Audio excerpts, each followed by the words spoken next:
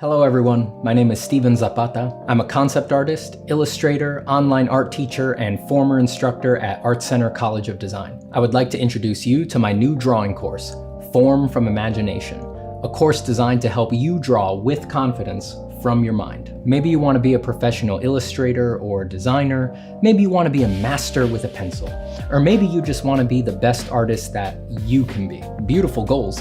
But it's not always clear how to improve the work that you do from imagination. Over the past 6 months, I've taken all of the little eurekas, tips, and essential exercises that gave me confidence drawing from my mind and compiled them into a sequential course. We start with the absolute foundations, covering the scientific nature of light and shadow, how to hatch, how to create flat tones, how to render spheres and cubes, and step by step, we move through combined shapes, complex shapes, organic shapes. We cover how to simplify extremely complex subjects like the head into basic shapes so that you can handle them more easily from your head. We look at how to understand and treat details. And by the end of these 14 chapters with over 50 video lessons, you'll be ready to do complex designs from your mind with fidelity and energy. And all the demos are done in pencil on paper, so you can do all of the assignments even if you don't have a fancy digital art setup. But I also have demos, instructions, and modifications to the assignments for those who do want to do them digitally. Here's how it works. Go to formfromimagination.com and sign up for the course. Download the assignment book and start watching the lectures.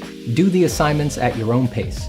Take your time with them and use this self-study to develop your patience. When you're done, post your assignments in the exclusive community hub, and I'll personally critique your work with drawovers, diagrams, and advice. I want you to know, this course is no joke just because it's online. It is challenging content, and it is more complete than it would be if I was teaching this class at an art college as I have before. If I was teaching this class in person at Art Center today, I would just play these videos in class, knowing full well that they're the most concise, focused, edited, step-by-step way to convey the material. So I'm serious when I say, this course isn't just a substitute for a college-level course, it's better than a college-level course. And you don't have to pay thousands of dollars per credit and wind up hundreds of thousands of dollars in debt.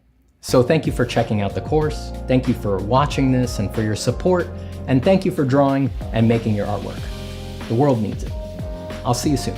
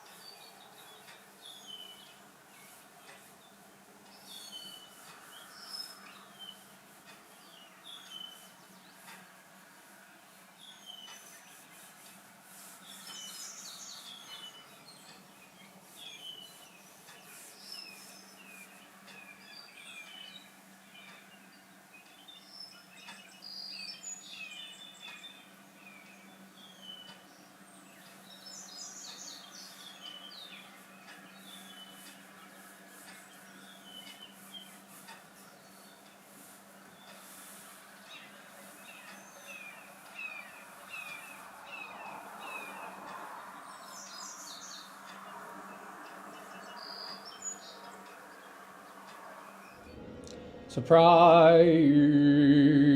All right. Everybody calm down, get out of my way. Get to drawing. Fix my microphone over here. That's in place. There's my phone, there's my timer. Testing audio levels, testing audio levels. I'm speaking, I'm speaking. Okay, excuse me. I am speaking. And let me get my body and such into positions that I like.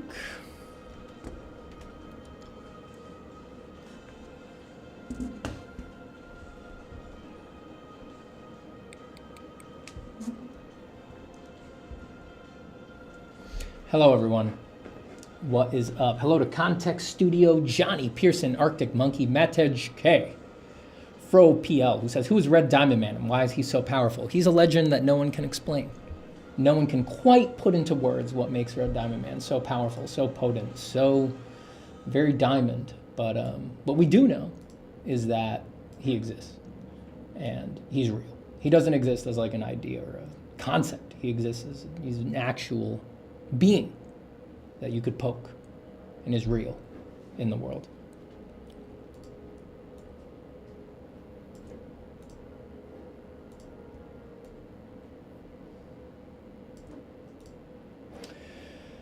Do Flamingo, Saman Kucher, Soko, Fish Flops, Matej K.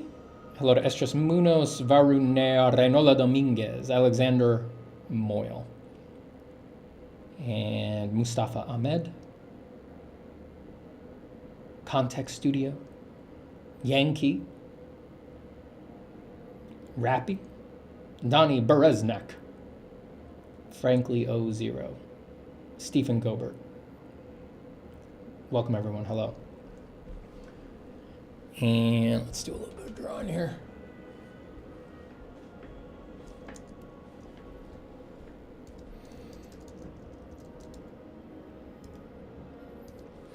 I hope everybody's just doing great, just drawing their little butts off. I hope that's what's going on for everybody.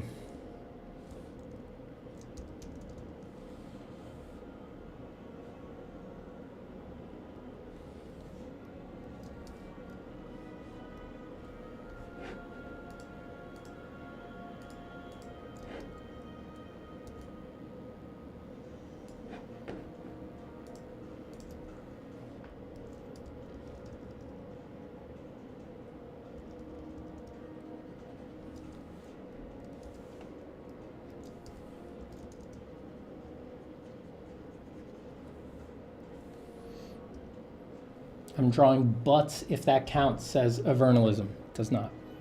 Does not count. Official decree against butts around here. Doesn't count. Doesn't count. You're not drawing.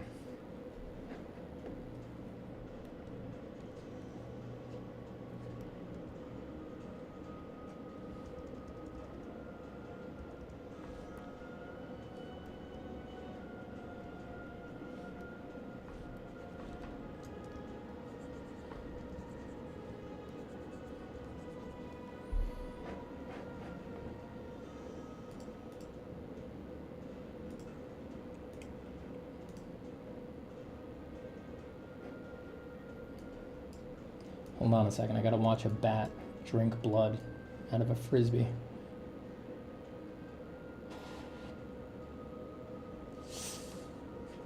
Yikes.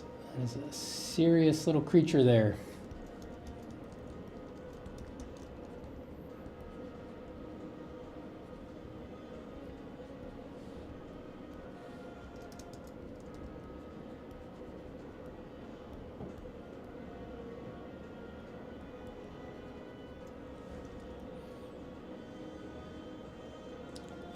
William says, hey, Stephen, I will be drawing in the background, but listening. Good. You barely even need to listen. As long as you're drawing, you're doing the right thing. So everyone out there, just get to drawing. These streams are not my invitation for you to listen to me. These streams are my invitation for you to whip out a piece of paper and draw and be creative about it, to actually do the things that you want to be doing. As you guys know, I never act out or get goofy on here. It's because that would be far too focused on me, interesting me. That's why I never do that. So I'm usually almost basically completely silent on these streams. You'll nary hear a peep out of me on here, so that you can just concentrate on peacefully drawing the stuff that you love to draw, which is invariably anime waifus, knowing this audience. I know, don't worry. Don't worry. You didn't have to tell me. I know it. I know how it goes. I know how it goes.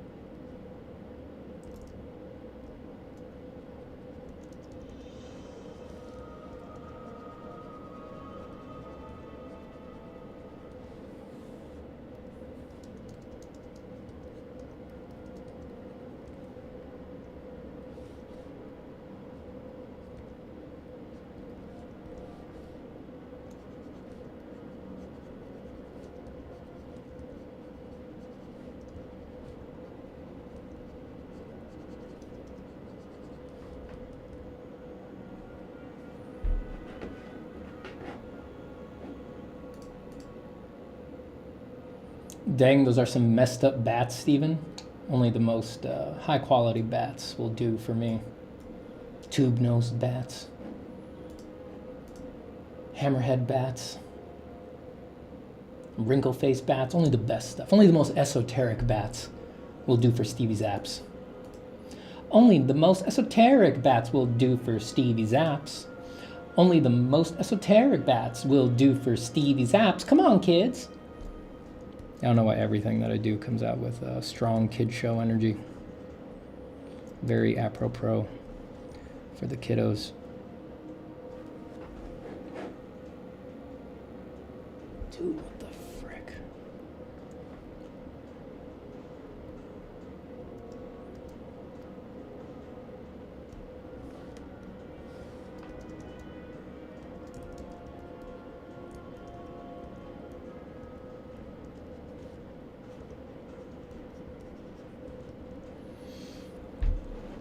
Steven, any encounters with art galleries, selling your work through them, etc.? No, not for me. I've never been on the fine art side of things. I've made art that you could consider fine art. That is to say, it's, you know, for me, just for me, in a manner that is really just what I'm personally interested in doing with no other kinds of concerns. But I have never tried to sell those or get involved with a gallery or anything like that. I do those just for me. Joseph Marziliano. Hi, Joe. Joe says, oh shit, okay, I see you.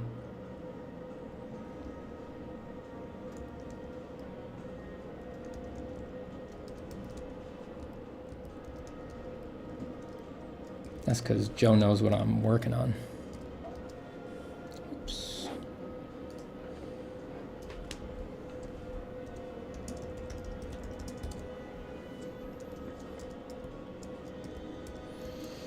Do you think selling them would ruin it for you somehow?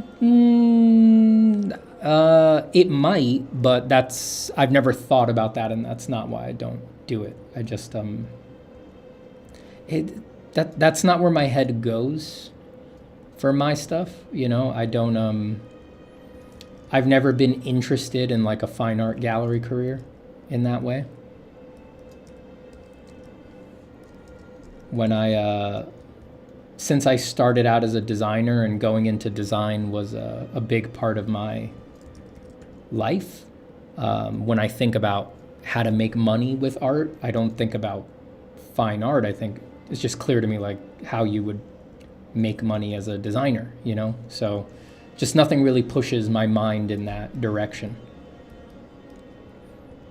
There's just not, I can make way more money as a designer than I could selling drawings as fine art at this level, you know. If I bent my life towards it, I could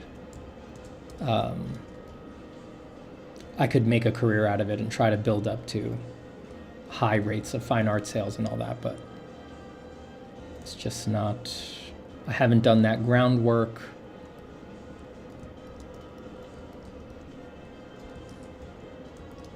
It doesn't have to ruin your relationship with your art. You can be super thoughtful about it and find different ways to do it. But it certainly could.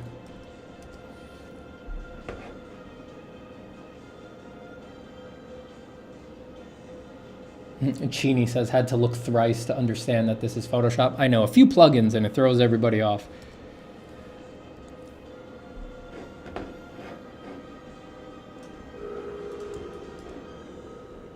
So cool.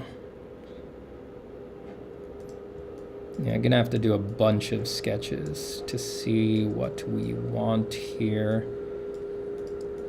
Don't know if I want to go, I mean, that's awesome, but I think this species is supposed to be a little bit more humanoid in general character, more capable of speech, and just these mouth parts do not look super speech capable, you know. At least not for my taste. You can get away with anything, of course. We're talking about batanoids, so you can of course get away with whatever. But for me, for my taste, I have always had a thing against designs that speak like normal but don't have lips. It's like, all right, well, all of our phonemes are based on having lips and tongues. So can you make a small concession for me here? Like when skeletons can just speak English, it takes me out of things.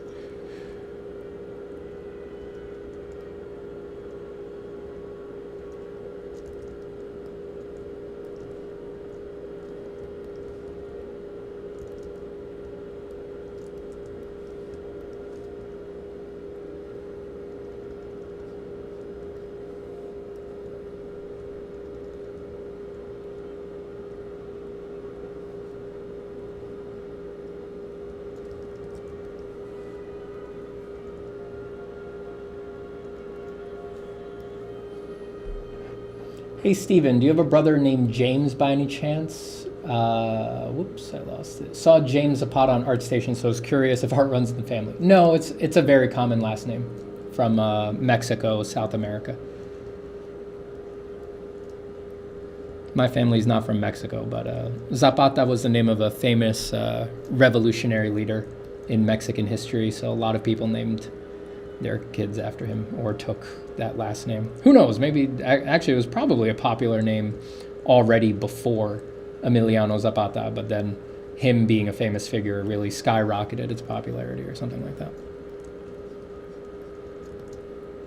Very common name. I have no relation to James Zapata, and there's, off the top of my head, I can name probably 6 Zapata artists in entertainment design, and I can name a bunch of Zapata like architects and other things from other fields. It's a very common name.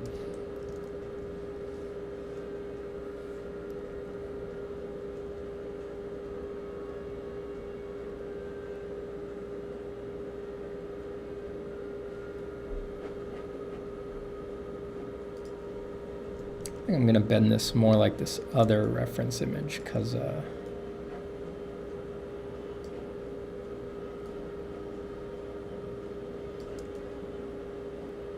looks a little bit too much like a horse face, so let's just go full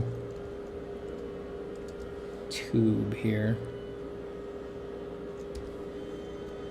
It's always a problem when you start splitting the differences on your references.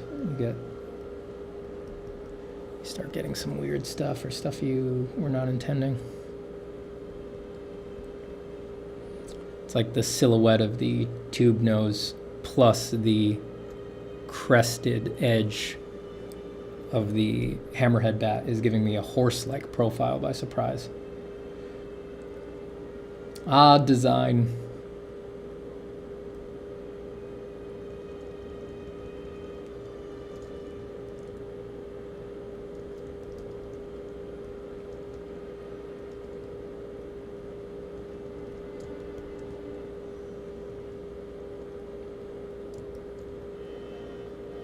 Yeah, the mouth parts would be interesting. This guy actually looks like he has lips. Not in the front, but on the side here, whereas this one doesn't. That just looks like a horrifying nightmare maw. But over here, he on the side, that's lips. That's, for me, for something that would speak, that'd be pretty acceptable. This guy's mouth just looks very lippy, very humanoid, or looks like that dragon from the Neverending Stories mouth, kind of.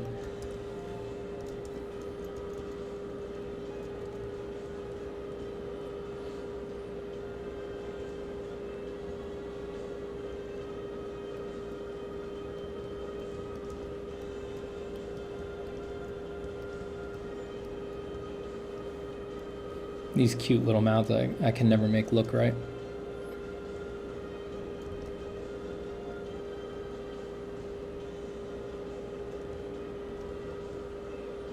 Let's try to do the front of this bat.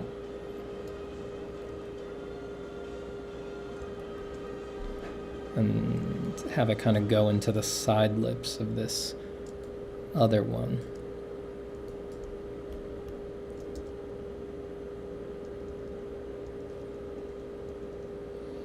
Neil Kowalkowski with the $5. Bat people, I'm sold. Take my money, you fantastic phantom from beyond the stars. Thank you, Neil. You're very kind. I appreciate the $5. I appreciate the $5 incredible dollars. Who knows what I'll do with them? Maybe I'll take them to some haunted sepulcher, deep, deep underground, wherein lie interred the bones of both saints and devils. And in there I will make of your $5 an offering to the worthy and unworthy gods in this place of chaos, where one cannot know whether what they do is right or wrong. And as I lay it on that accursed altar, I will say, this one's from Neil. This one's from Neil.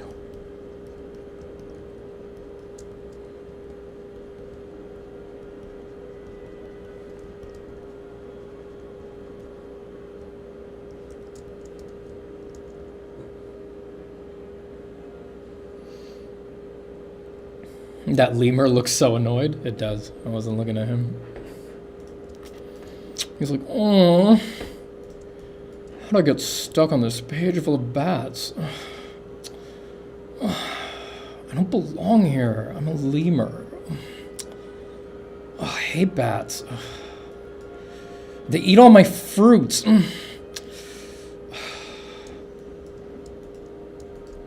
lemurs eat fruit? I bet, right? Hey Stephen, I'm working on my Chroma Corp's piece and I created a layer set to luminosity over the things I've already done in color and turned off color. What problems do you think I might run into? Hey Stephen, I'm working on my Chroma Corp's piece, create a layer set to luminosity over things I've already done in color and turned off color. What problems do you think I might run into? If you mean you're using the luminosity layer to desaturate what you did in color, the chroma points are usually what gets messed up. So like yellow will, when you turn it to grayscale, will get too dark, or red will get too bright, or something like that. And there's not many ways to get around that. Almost all of the black and white methods do mess up one color or another.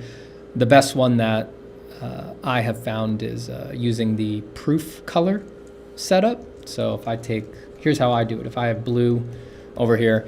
I have this set to a shortcut Command Y in Photoshop that switches my view to a proof setup that is black and white. It's called dot gain 20%. That I have found is pretty accurate for luminosity, not for everything, but that only works if you're in Photoshop. I don't know how to set that up in another program, unfortunately. But there's no perfect solution, just be aware of it. You know, be aware that your yellows and stuff might get messed up. They might be displaying as the wrong value.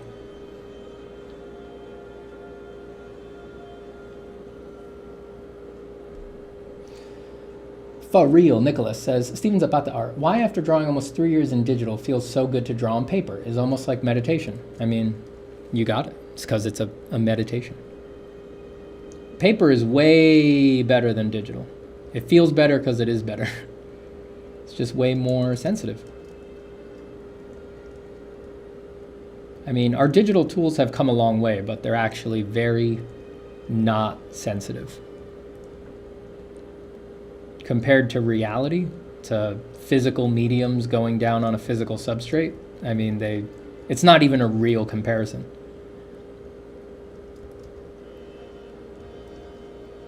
It's like, wow, your pen has 8,000 levels of pressure sensitivity.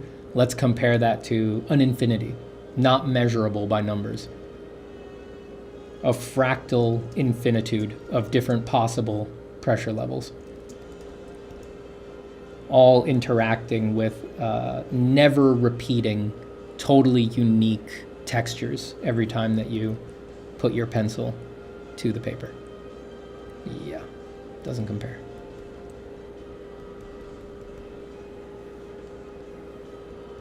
It's just a much more pleasurable experience. You use digital because it makes it easy to plan.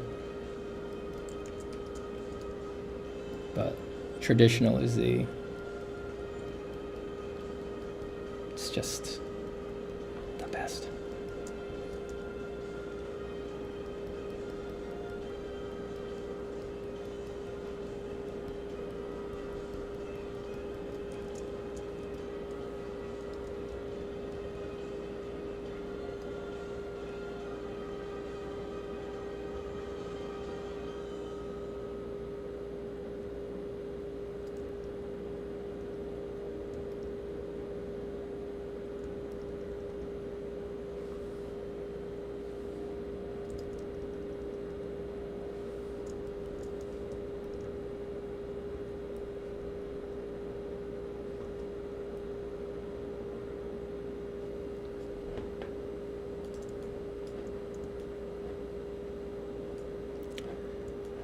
See, we always associate bats with really crazy ears, but a lot of bats actually, their ears are very reasonable. You know, maybe the maybe the rest of them is not so reasonable, but the ears are actually not that crazy. But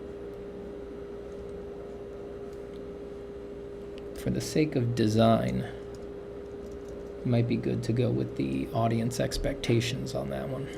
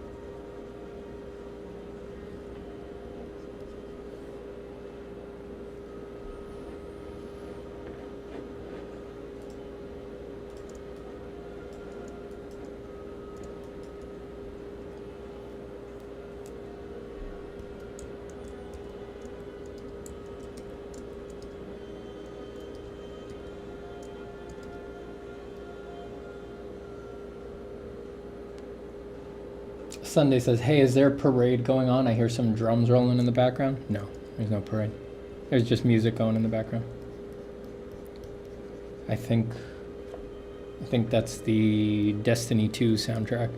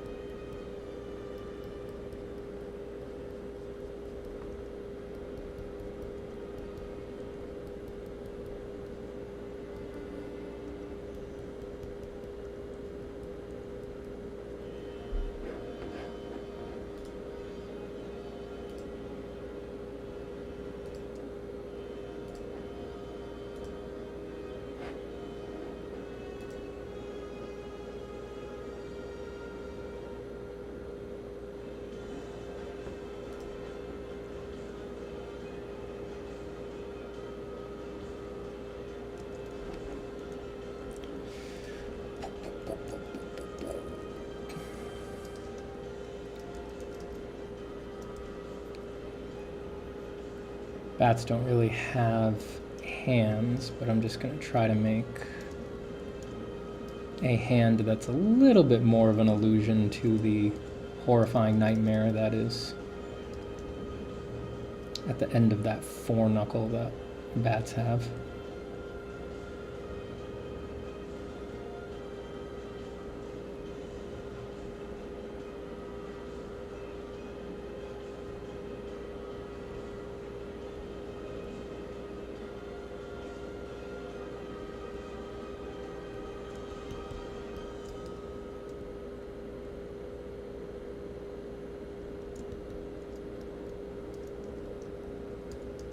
A bigger carpal area.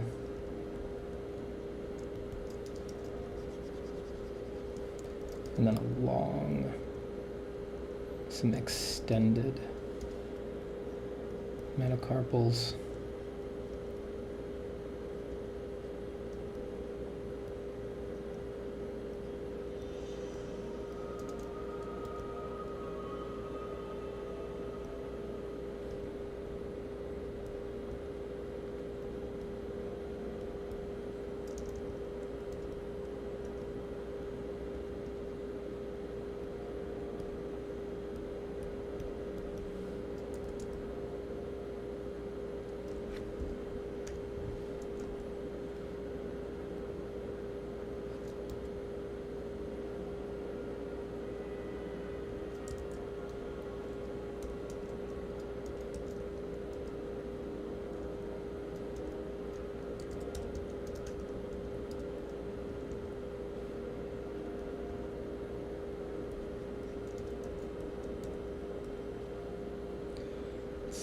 Thin out those forms. I make it a little hard to make them fuzzy, but that's all right. Let's get our vestigial wing remnants back.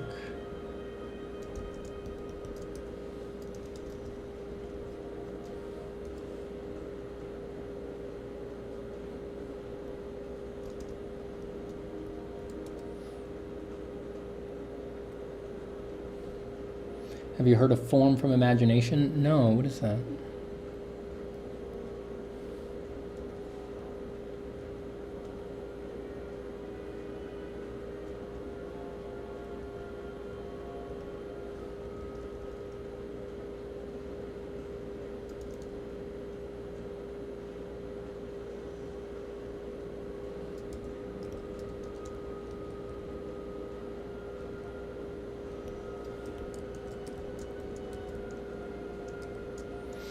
Yeah, I got to think about that, because who knows how wieldy that would actually be for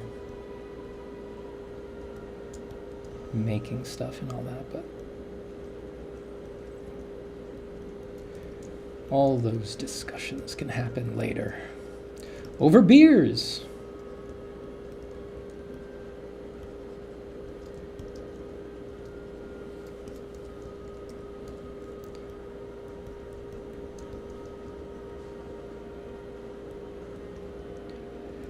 Fuzzy, fuzzy, fuzzy, fuzzy.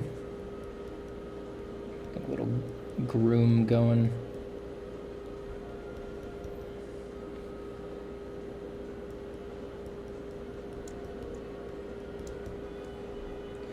Question mark, question mark, question mark.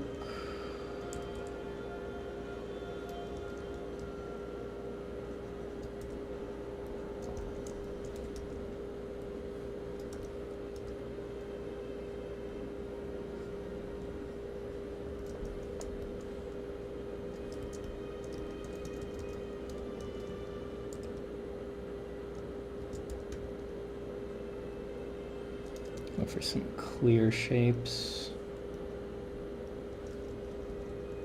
for that membrane.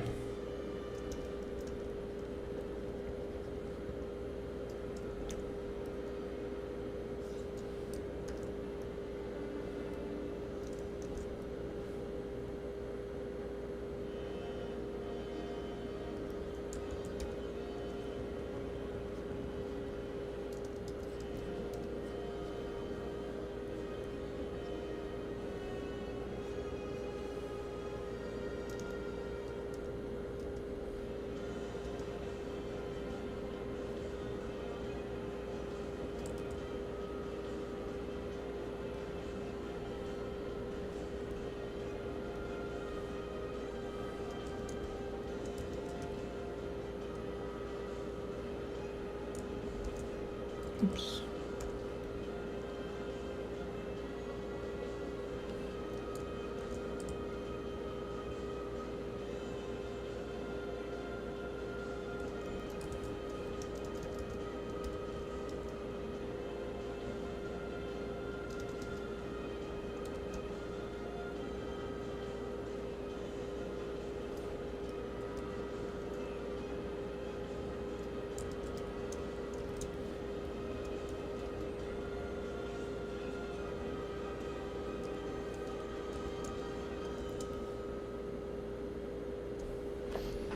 I'm done with music.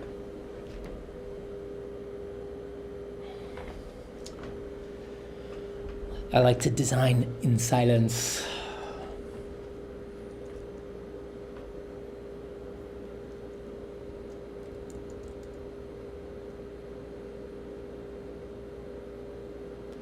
Lassie Talks About Art says, "Hey Stephen, a big goal of mine is to work in concept design for movies, VFX specifically. Have you ever designed in the field, and how would you describe the work?" No, not VFX for film.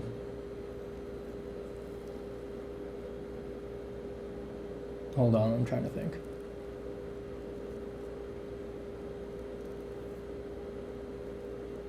No, I don't think I've done that. I did get a job in that once, early on in my career, that I really wanted to take, doing creature designs for a movie called Rest in Peace Department. But I was unable to take the job because I had some family stuff come up at the time. That is the closest I ever got to that.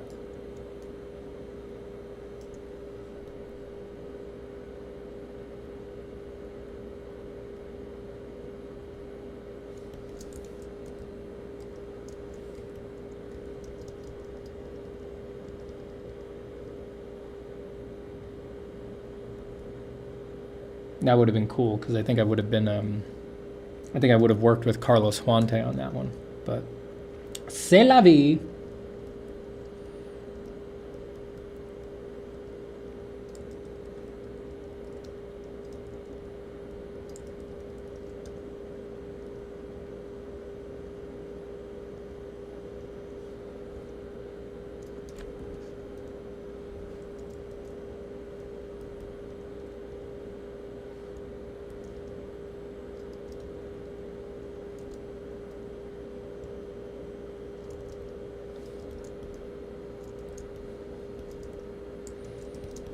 All right, that can work for one silhouette. We're iterating here, so I'm going to try a bunch of body types, and then over different body types, I'll try a bunch of different clothings or some sort of clothing equivalent. Let's do a couple alternate heads. because I don't feel sold on this head. Let's do something a little more scurry. But hopefully still intelligent, possible for it to be interpreted as intelligent.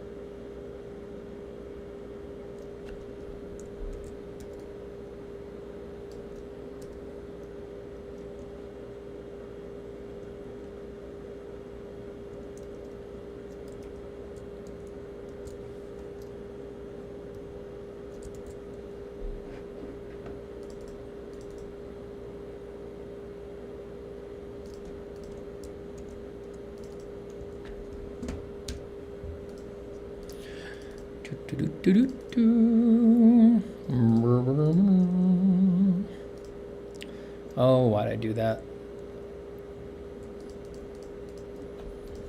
I hate layers. I hate layers. They're so important, and there's really no better system, but I hate them, and I can, because I can do whatever the fuck I want. Bum, bum. I used to sing songs like that at my desk at work all the time, out loud, while the clients were walking by. So they didn't really like me at work that much. Yeah. About that.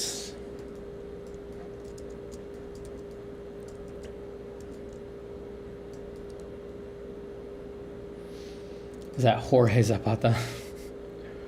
Yeah, about that. I'm gonna have to, I still gotta do something about that.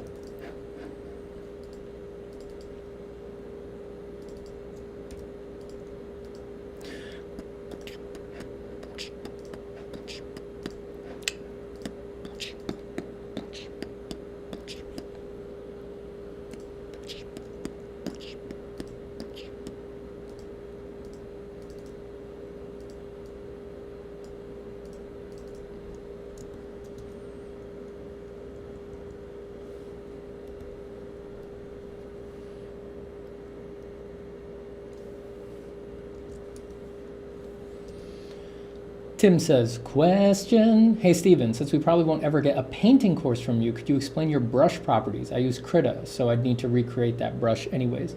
When I'm on stream, I really just use the round brush, the regular round brush. And you can see that sometimes I squish it so that it's at an angle if I'm looking for just a slightly more interesting line. Sometimes I make it hard. Sometimes I make it soft. And yeah, I do play with the opacity and the flow, but it just depends what I'm doing with the brush at the time. One of my favorite ways to use it, which is not going to be for everybody, is with the opacity up either very high or at max and flow way down at like 5%. I like the way that feels for some reason. And I don't know, it's not for everybody, but I've always quite liked that for doing loosey-goosey stuff, doing a little bit of rendering. Yeah, I can't explain why. I'm not going to bother explaining what flow is versus opacity because it changes from every program, and I don't know what Krita does. And yeah, that's about it. I don't do anything crazy.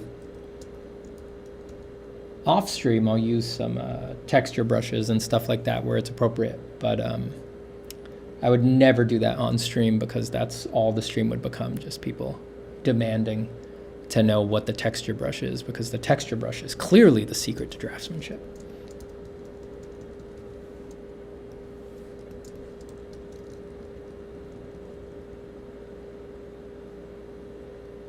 Let's do something more like this wrinkle face bat, which as tends to be the case with designing things based on real world stuff, this actual thing is totally unbelievable and way too much. And if you just drew it as is, people would say it was ridiculous, and it just would never work. That's the way things go. So we're gonna have to make it less than that to get a believable effect. See this white part over here on his neck? That is actually, I'm not kidding, that is actually a flap of skin that these guys have, that they'll hook their thumbs into it and they'll pull it up over their nose like they're wearing an assassin's mask or something like that. And they don't use it while they do assassinations, as tends to be the case in the animal kingdom. They use it to lure in the ladies. So I guess the ladies only like the eye area, and they're like the bottom. They're like, that doesn't, something about the horrifying gash that you call a mouth is like, it's not turning me on. Like, could you, like, is there like a skin flap you could pull over it or something like that? Oh, that's much better. Oh yeah, no.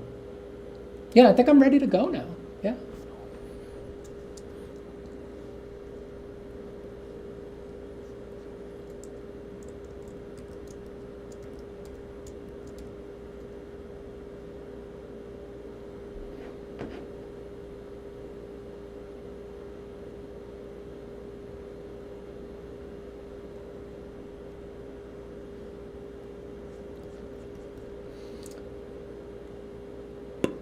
Pulp stories in a big document.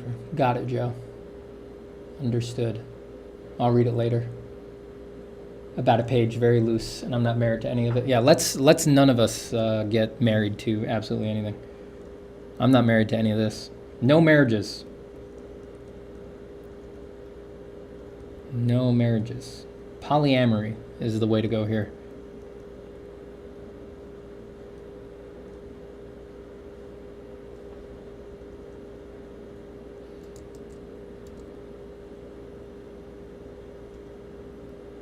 Nick says, hello, I heard we are designing bad people and desserts. That's right. Villains and pastries. Actually, I don't want this to be linked to the proportions of the first random thing I sketched, so I'm going to get rid of that, and then I'll piece it onto the neck later.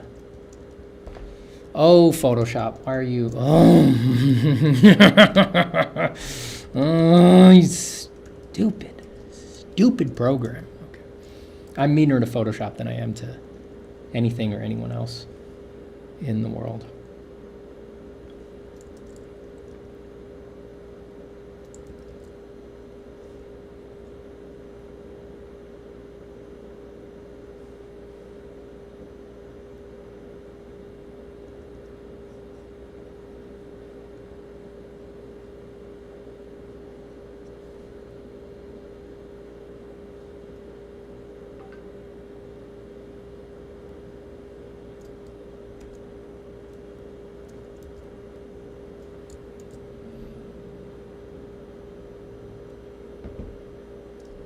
Ever think of trying Clip Studio or Krita? I've used Clip Studio. I think it's great.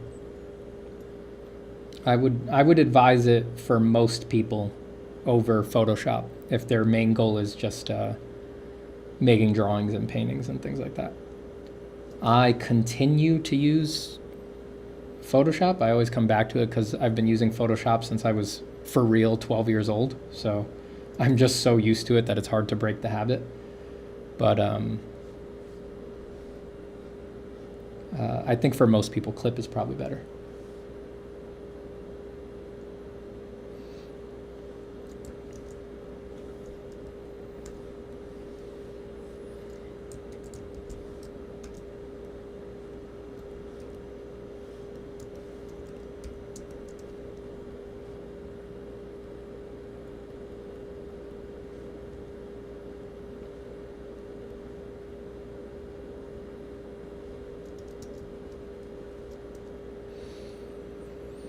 Sam Lamb says, Senor Steven, am I correct in understanding that as you concept ideate sketch, you are dialectically switching between ref and design, switching your eyes to the refs for cool elements, then back to drawing, then back again? Yes. Yeah. When I'm working in a realm of my ignorance is how I think of these. Like, I don't know enough about bats. Like, if I try to do bat people from just completely from imagination, I'm not well versed in bats. I don't know all the cool kinds of bats. I'm going to do boring stuff. So in a realm of my ignorance where I use a lot of reference and I'm looking for interesting cues and things like that, and this is still ignorant. It's like just because I have 15 pictures here doesn't mean that I've annulled my ignorance. Bats are way more than just what I have here. I'm constantly looking at the reference and then going back to my drawings. Yes. Joe says, wait, no, we need some marriages. No, we don't.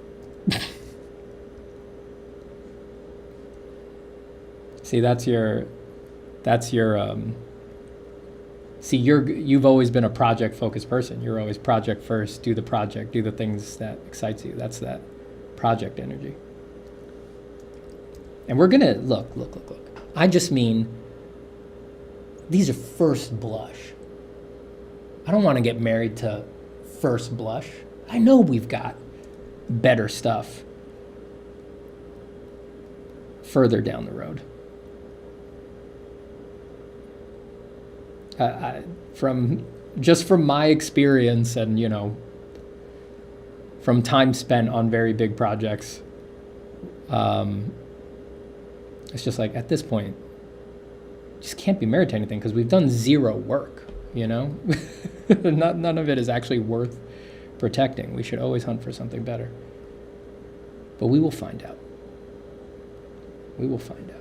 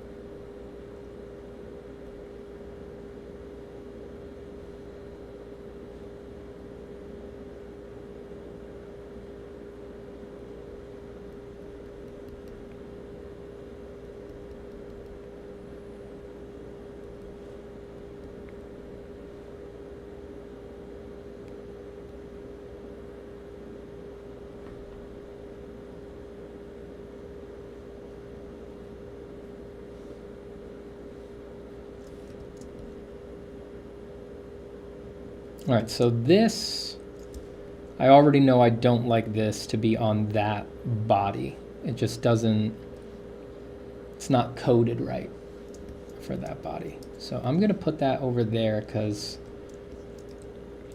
it's called the wrinkle face bat for a reason. It's called the 100-year bat for a reason. I think this would be a layup for an older sort of character.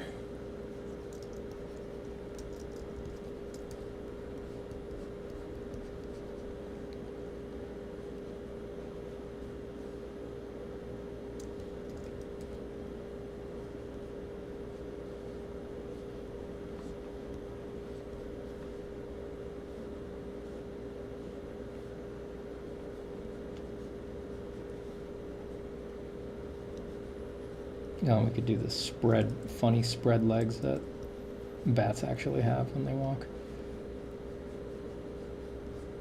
Like that head is a layup for a older type of character. Leader, elder, whatever, generic. So I will put that over there to use a face like that there. But I don't think that feels right for that kind of body that I drew.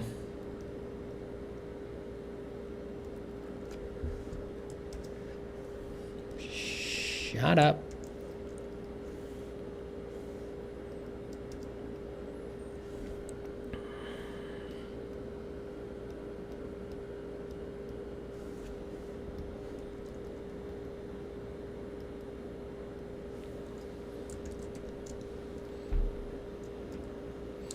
Any tips for getting good silhouette shapes for fun designs? Work in lineup.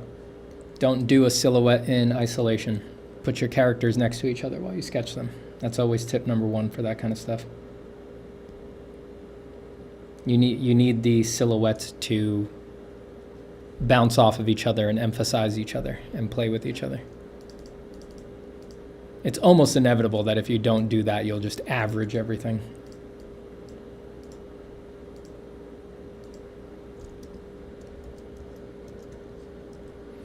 I'm gonna look at the ref a little less now and go for, because I saw I didn't get the vibe of the body that I drew.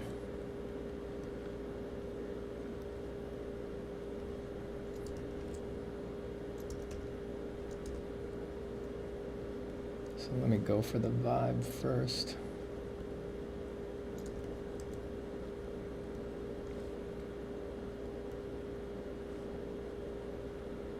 It might just be too intense of a face.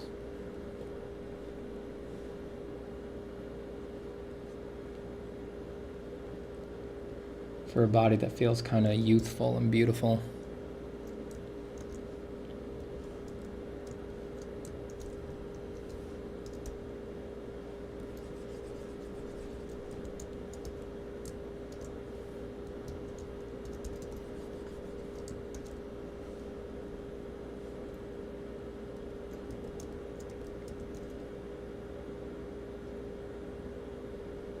It doesn't mean there's not anything to find there, because if I can balance it, then I could get something really weird and alien, and that would be good.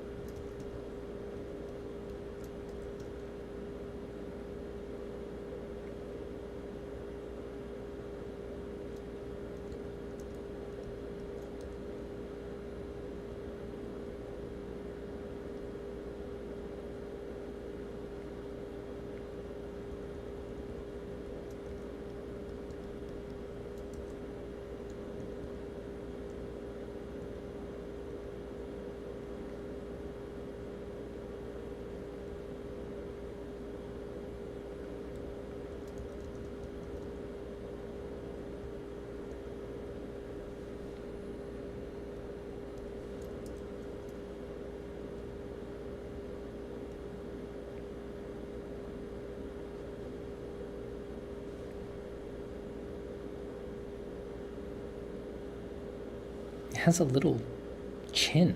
It looks just like a human chin. Thing's freaky.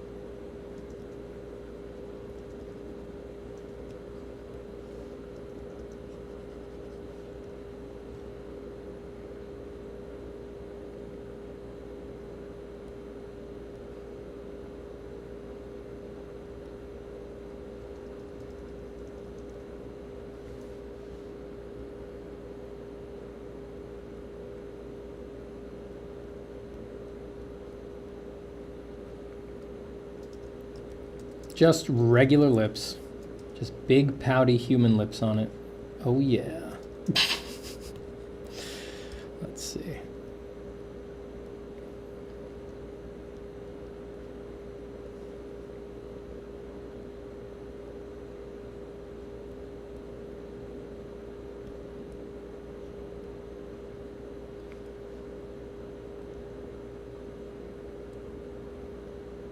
There's something very disturbing about the delicacy of the mouth.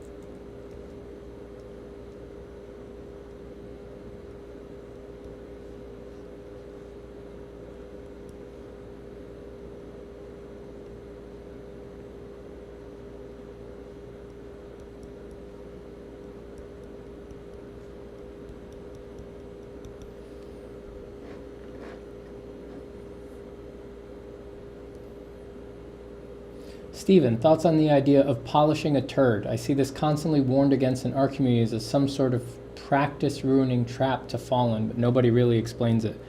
Polishing a turd just means spending a bunch of time rendering and beautifying, you know, either a design that is not appropriate for the design brief, or a picture that is poorly composed, and all of this. I don't really think it's that useful of a way to think about your failures. I think it's really just an admonition to plan better when you're doing something that would really benefit from planning. But, you know, some people, if they have to plan everything, they won't draw anything. So if that's you, polish away. There's nothing in the rule book that says you can't polish a turd. Many a career has been built on polished turds. Many a project has been saved by a polished turd.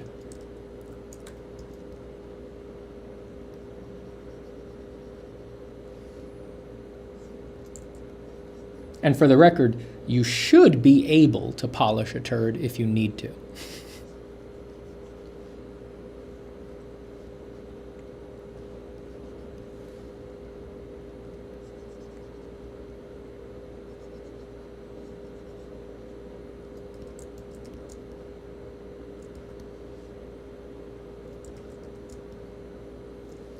All right, that face is getting kind of interesting. It's only quasi-incoherent, not totally incoherent. Still definitely some incoherency, just because we're aiming for a... I mean, you know, this is reality, and that's barely acceptable. Like, our brain looks at it and is like, what the fuck is that? You know, that's worth writing a BuzzFeed article about. So when that's your touchstone, your drawing based on it is going to be weird for quite a while.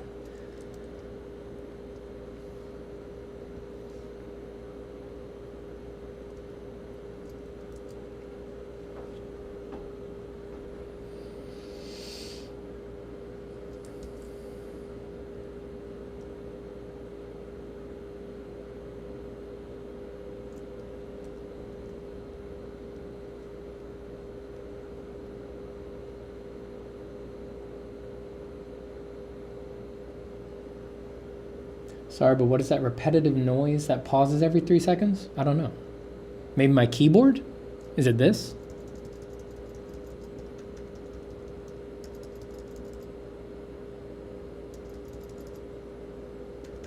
It doesn't really, my OBS doesn't seem to show that it's my clicking that's being picked up very much.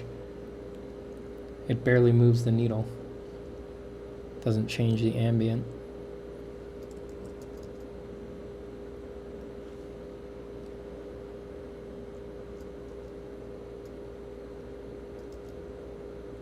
Maybe fan noise, but they are constant? Yeah, that's why I figured it wasn't fan noise, since the fan is just going.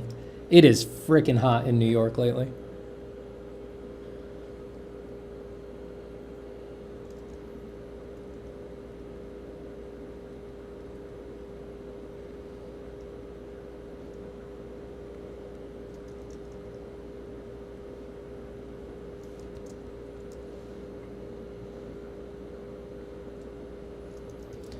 Let's change the shapes on this a little bit so it's a little more clear that it's a fleshy crest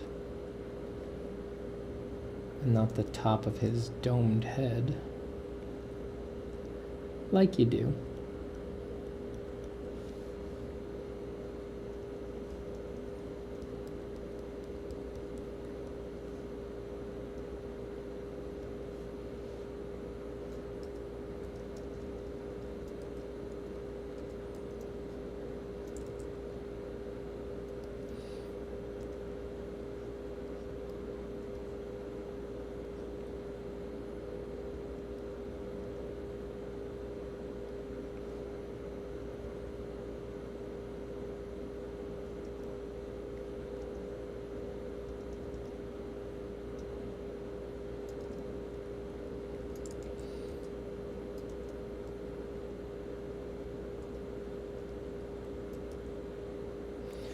thinking about bat anatomy, would super developed deltoids make sense?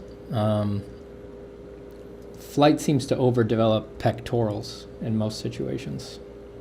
Deltoids seem to stay, you know. I mean, definitely defined, but not like weirdly proportioned, but the pecs, because, you know, to do that motion is mostly pectoral rather than deltoid.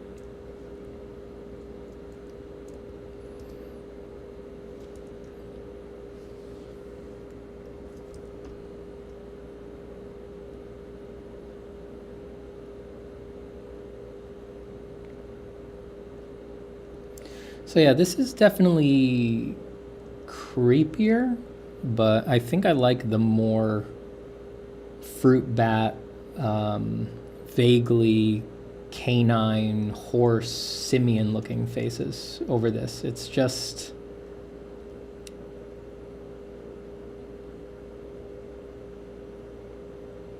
it's a bit too alien.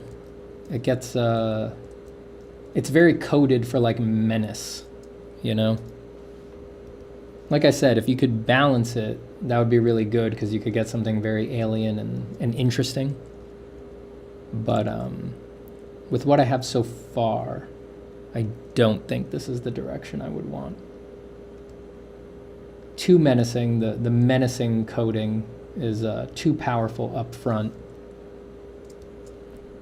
And it makes you less inclined to think of them as sort of intelligent, someone you would have a conversation with. I think it's more believable with the more familiar, rounded, sort of canine, foxy, these kinds of faces. Even the hammerhead, which is a really weird looking animal, even that seems a little closer. It's like a camel-like silhouette to the top of the face.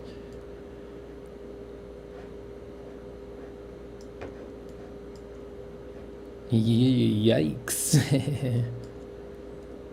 That's awesome. God, that's awesome.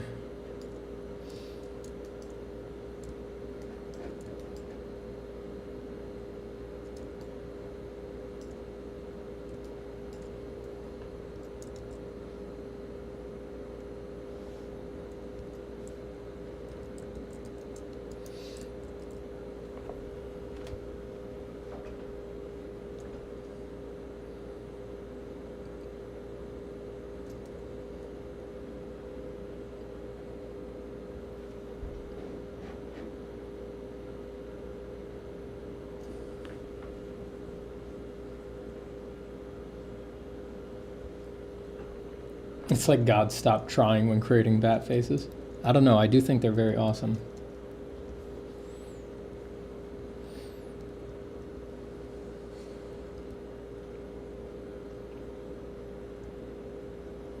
Just on their own, they're some of the coolest stuff. They're just not the easiest thing to work with for design purposes.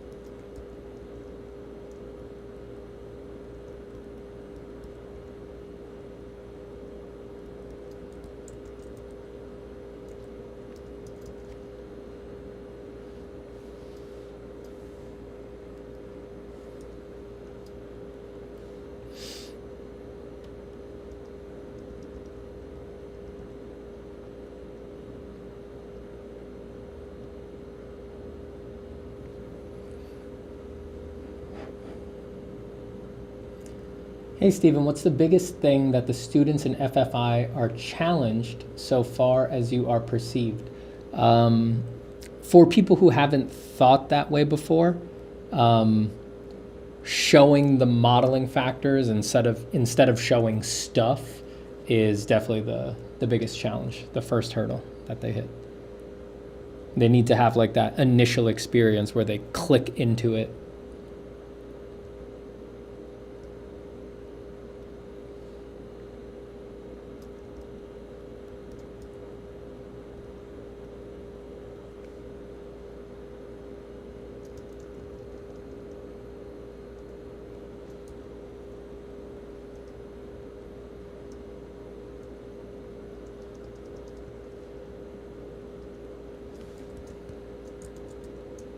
All right, that's one alt head.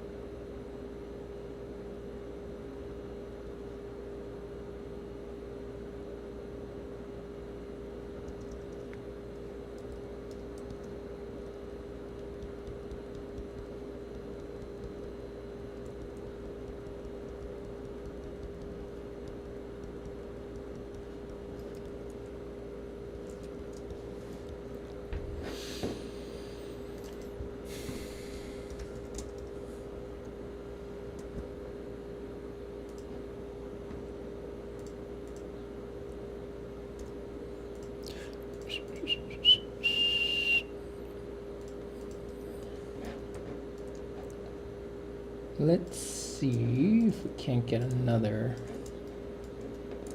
head. Oops. Damn you, Photoshop. Damn you, Photoshop.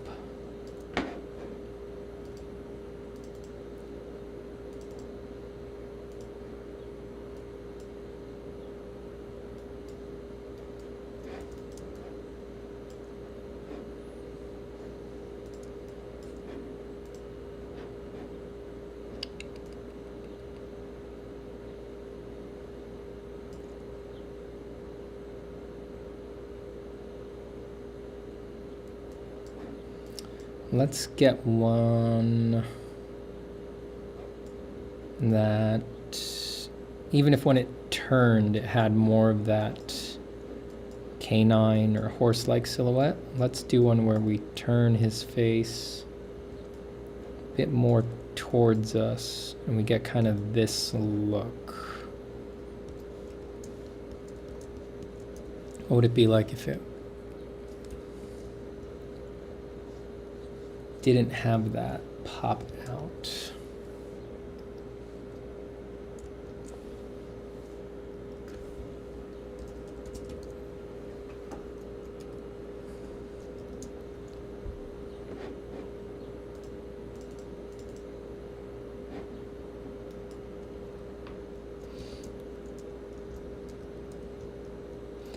Goblin bat, please. I feel like these are already goblin bats. Like, how's that not a goblin? I mean, it's got the big ears and everything. What does it just need, a big nose? I feel like these could already be goblins.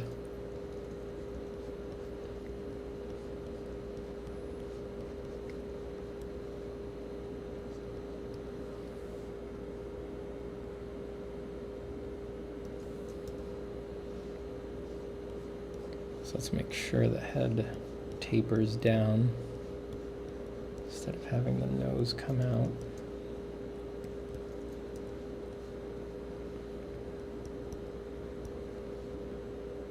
And the other two have the big ears, which is definitely audience expectations for a bat, but let's see. Let's see what we can get. Let's do one that has small ears, because, yeah, not all bats have these huge ears. Not all bats. Hashtag not all bats.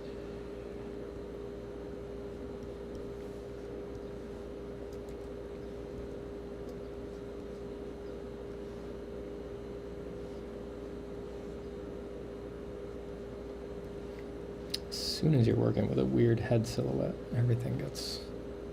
You lose all your shorthands. You just gotta actually concentrate and draw instead of just throwing your same old shapes. Fuzzy, fuzzy, fuzzy, fuzzy.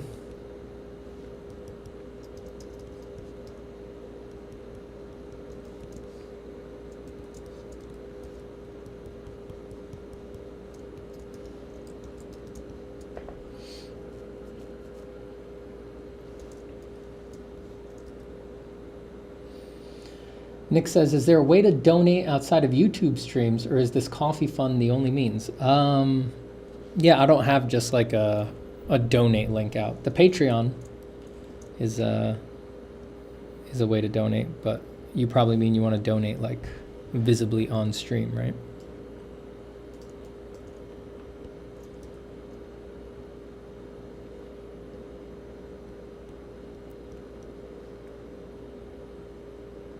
You can also do, on YouTube now, you can also donate money with comments, not just super chats as well.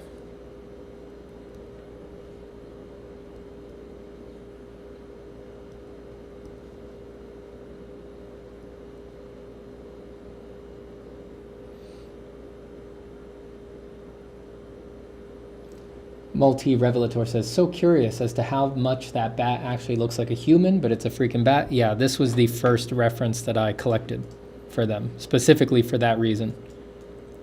It stood out to me when I was doing my search because it had such a keen, almost hominid nature to the arrangement of the face. It made the bat feel very relatable and intelligent. It was the first reference that I grabbed.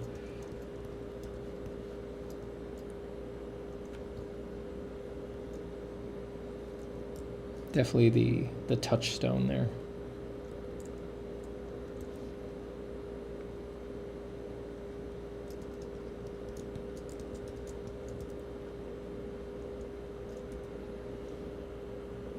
Joe says Steve only accepts Cash App for his feet and nipple pics.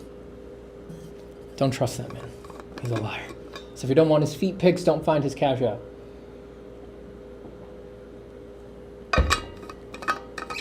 My entry on FootWiki is expansive.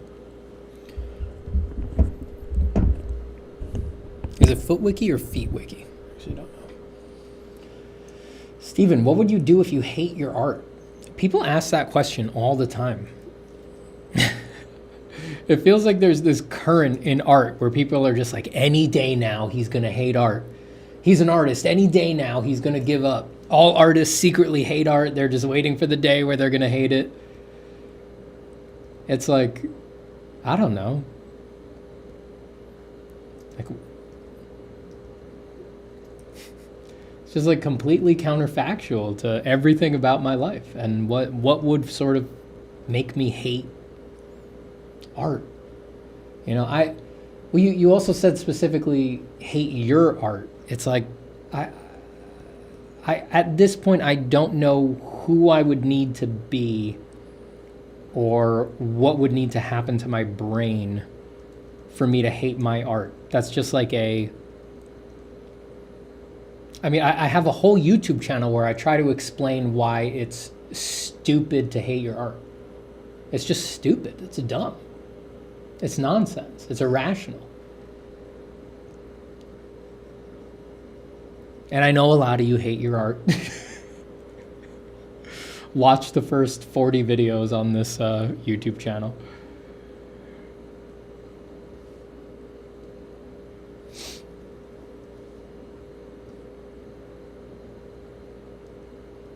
Yeah, I don't know what would need to happen to me for me to hate my art. There's days where I'll storm around my studio being like, I fucking hate art. I hate art. God damn it. But it's never serious, you know? It's just I'm tired that day. That's all it is. That feeling never lasts more than a few days. And then I'm right back to it. I'm like, oh, art, wow. And it's never about the art. It's that there's something else I need to do that I'm putting off. Some event I have to do, or some deadline I have to hit, or some email I need to respond to, or something like that. It's never about the art.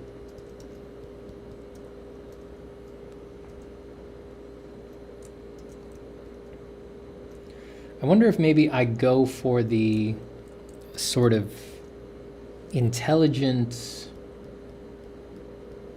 almost simian look of this bat, but I skip the weird nose, because it's like if I cover up the nose, it's like the bat is already weird. The bat isn't weird just because of the tube nose. The bat is weird. Everything about him is weird. The overall proportion, the texture, the way the eyes are, the mouth, it's all weird. So maybe by trying to do his whole face and the nose, that's kind of putting a hat on a hat for this design. And I should consider making the nose maybe a more typical bat nose, because it just looks so alien right now, you know? Something like a more typical bat nose or something. Lift a nose from a different bat and use that and keep everything else the same. Something to consider.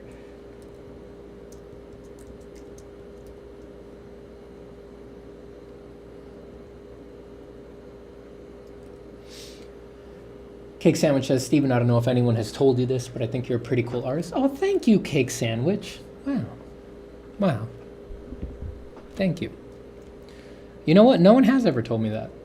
You're actually the first.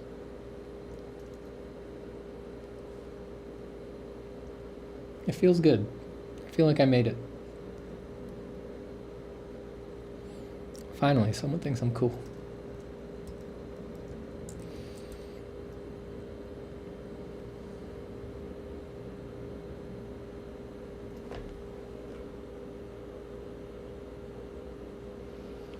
Max says, I don't hate art, I hate artists. Yeah, that's a very common sentiment. People really do not like artists in our world.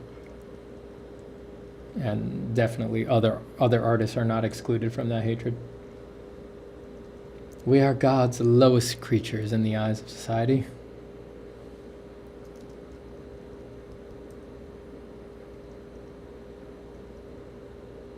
That's why you need to take solace with other artists. They're the only ones who can understand you.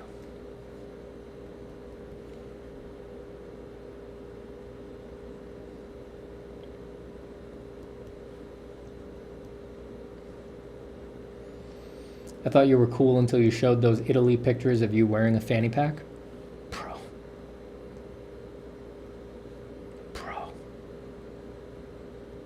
We'd see what you'd think when you looked through the sketchbook that was in that fanny pack, dog. You wouldn't be talking shit if you saw the sketchbook in that fanny pack, dog. You'd be groveling, dog. You'd be groveling.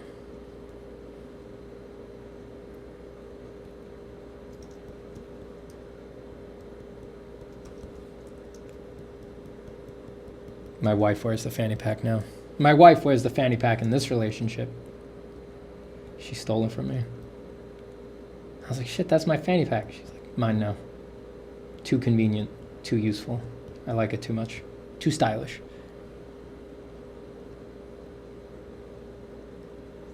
I'm serious, I don't have a fanny pack now because she always wears it now. It's hers.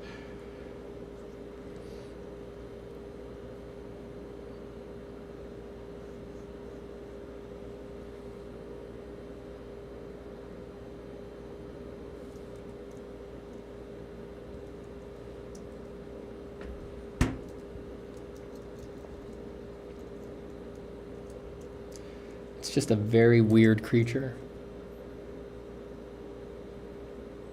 This is always the tough thing when you try to design off of real world stuff that is crazy and not the typical stuff that people reference. It's like the pictures are already weird. The real animal on its own is already something to write a BuzzFeed article about. So your drawing and your design of it is always going to just look uncanny and strange and unrelatable and like unbelievable. Even if you're working in an unbelievable milieu, it's just going to look like that for much longer.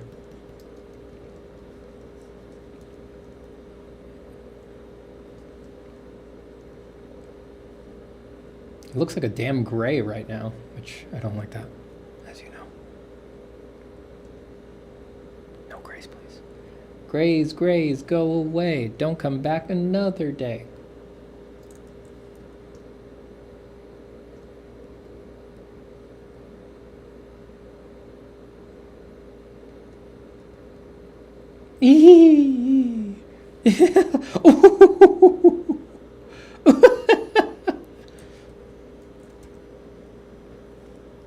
No. It's too goofy, I can't.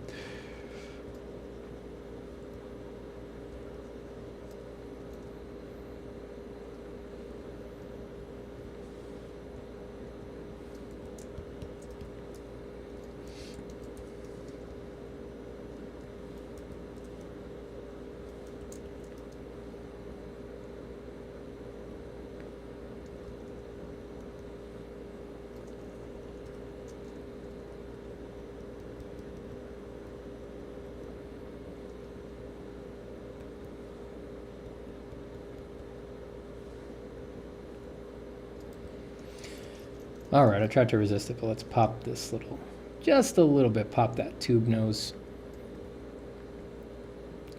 Alright, boys and girls, let's just pop that tube nose right off of the silhouette a little bit. There we go. That's all you gotta do. If you want to draw a horrifying Batamans, sometimes you just need to pop the very tip of that silhouette, of that tube nose, just right off the contour. Just pop it right off, be confident about it. Everything's gonna be okay, it's just a drawing. There you go. Now you've got yourself a nice, otherworldly Batamans. Who knows what this Batanoid is up to?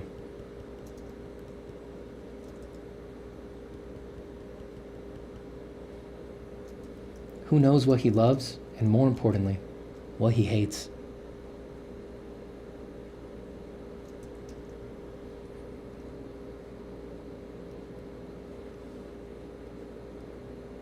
He might be capable of anything, we don't know.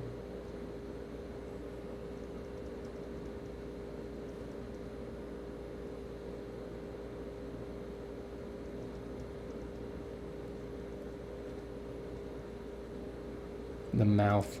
The mouth is so upsetting. Very subtle on alien stuff like this. It's like, do we bring it all the way up here? And just have him be like this? All the time? Forever? I have to, pop the cheek out a little bit on the other side. Or do we drag it down? Is he a very sad boy?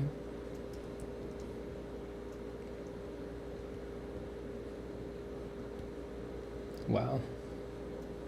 The things they put him through.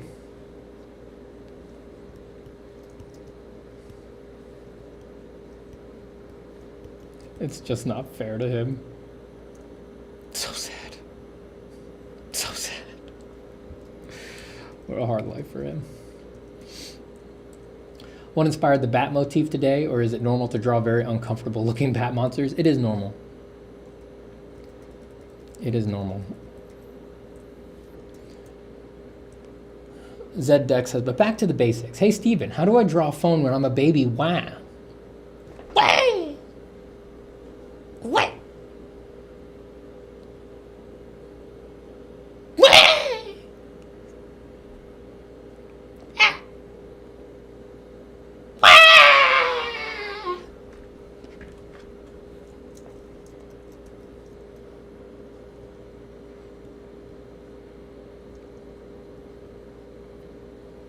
You know what's weird? There's something very freeing about acting that way, actually. There's something very primal about it. It just feels right.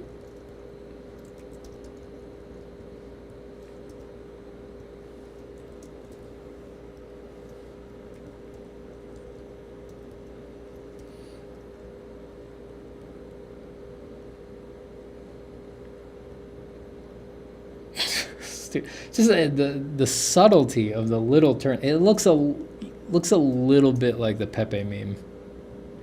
It's a little bit like a Pepe meme.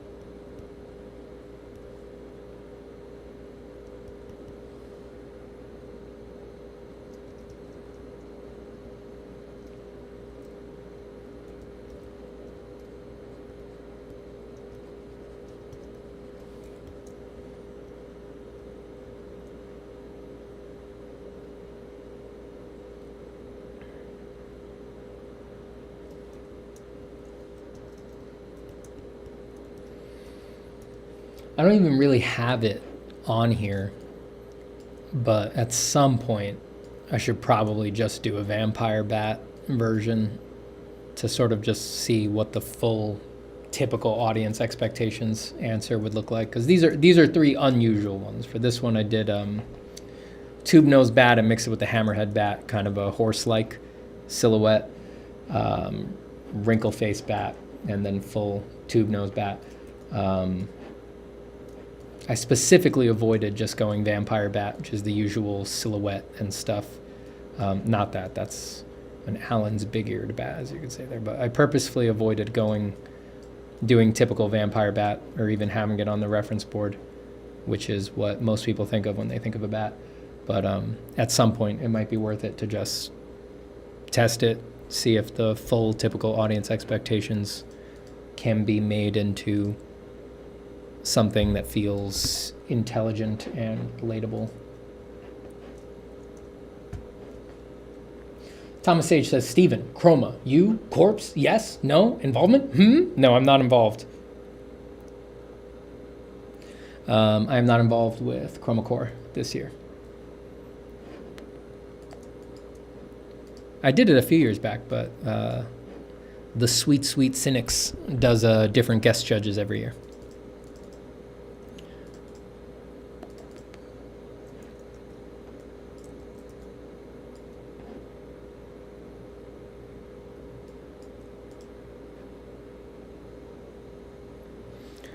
Let's put a little bit of a, just a value breakup over this guy.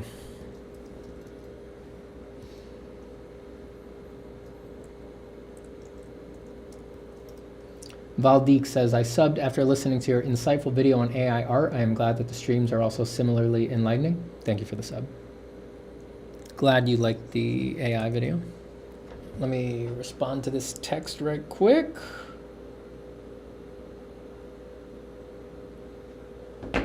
Give me a second. Just gotta check something.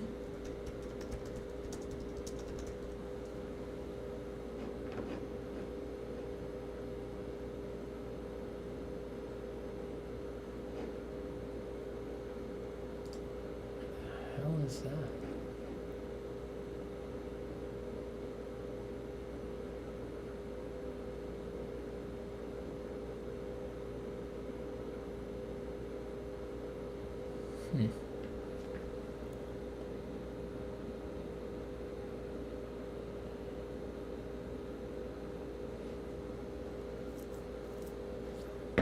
All right, what was I doing?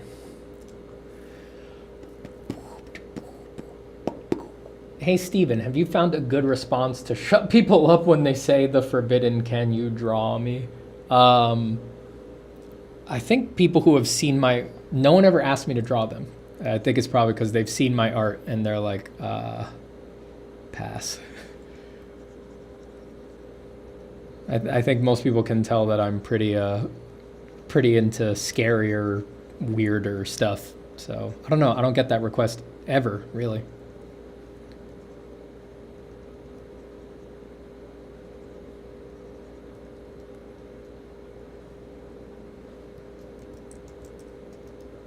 If you do a lot of drawing people and things like that, I don't know. I maybe just try to develop a sensitive way to explain that you don't draw people you know. You know, can sort of lead to an interesting conversation about like how you prefer to draw either people you don't know or professional models that you don't have a stake in, you don't personally know, because that way you can just focus on your artistic expression and what you're trying to do with the picture rather than focus on the likeness. It could be like, I don't understand. You could be like, well, if I'm drawing a friend, then I don't really get to practice these other aspects of my art. It's almost inevitable that I have to focus on, does it look like them, or else the drawing's sort of a failure, and that's just not really why I'm drawing portraits or people and things like that. And they could be like, wow, I didn't even know that you could sort of pick something else to focus on in a portrait other than likeness. You could be like, yeah, I'm, you know, actually more focused on structure or developing an interesting map of colors and things like that, and those things don't really have anything to do with likeness. I would try to take some tack like that. You know, you can pull them into your world a little bit and just explain why that's not really your thing.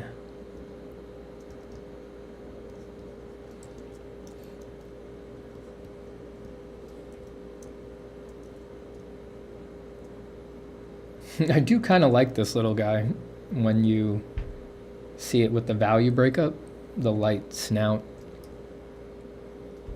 It really is a possibility. It could go that way. I'm going to make the ears bigger. I just don't... The tiny ears are really fighting the bad thing. It's just design conditioning, just the audience here being me, right? You know, I'm a member of the audience. I'm someone looking at the work, so just my brain is just like, if you want me to believe it's a bat, we got to get some big ears in here, brother.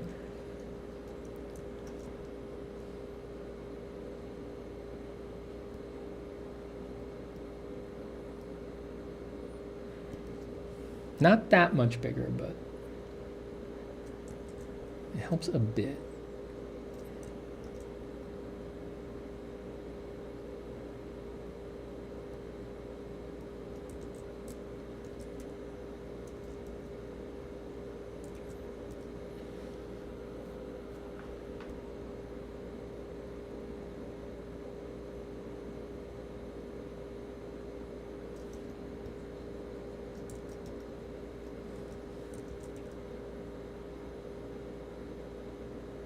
Yeah, kind of interesting.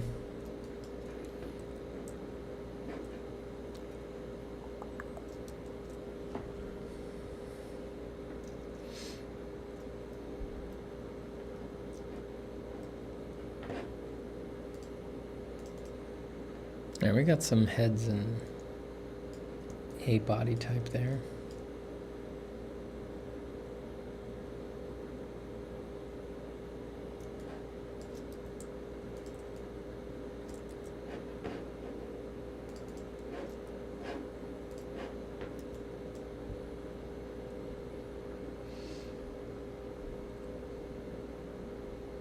Yankee says, Steven, I know you're not a comics guy, but do you have any advice on what to plan, draw ahead of actually drawing a comic?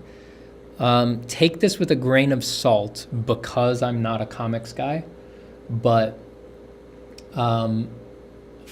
focus on the story, not the world building.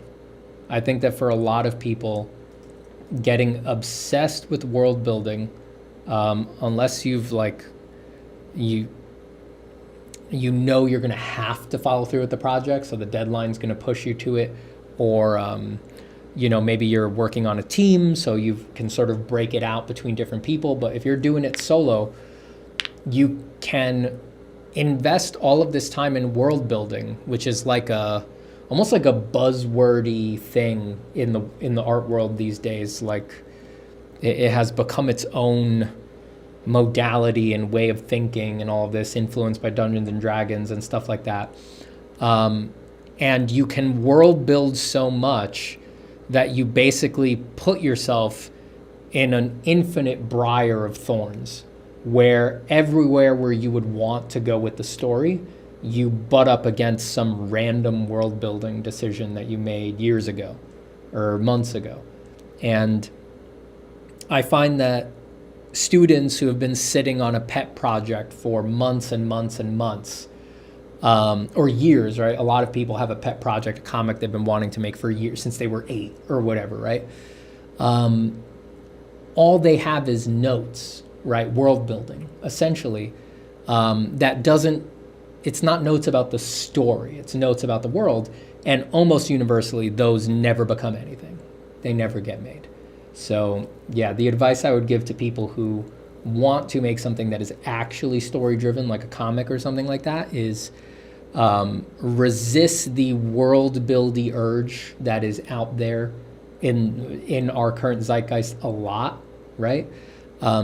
Resist that a bit, not completely, but pull back on that a bit. Don't dump all your time into world building, strictly construed, obsessing about currencies and drawing maps and all this stuff. What's the story? Do the story. Who are the characters? What happens to them? Why should we care what the story is? What makes it interesting? What is the conflict? What breaks their heart? How do they act? How do they interact with other people? Do the story.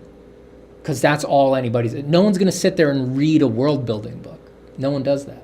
Except, DMs who are dungeon mastering something, reading a D&D scenario rule book. But besides that, no one sits there and reads random world building, alternate histories, or just the histories of places that they have no reason to care about. They need the story.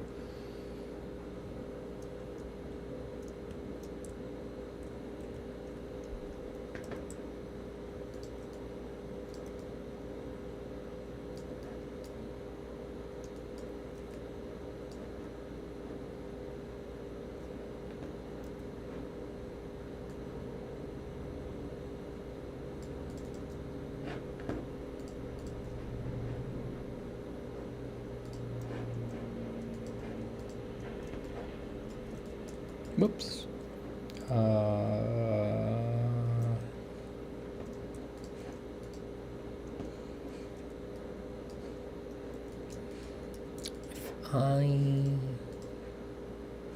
If I bake this to transparency, can I think I could do that. Oops, not that. I wanted to do this. Yeah, it kind of works. Could take it off the black later if I wanted to.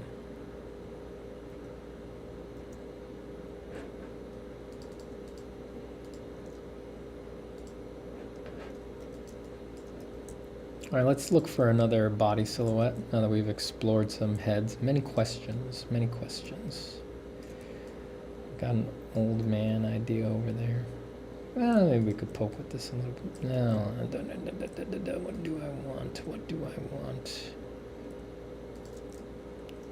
Yeah, let's redraw this pose a little bit because it's a little front on. But this does also, I do want to poke at this a bit because it does have a more direct version of the wrinkle face. The wrinkle face. Let's cut that out. Let's paste it there. Let's make it bigger. Let's put it down so that he's more hunched.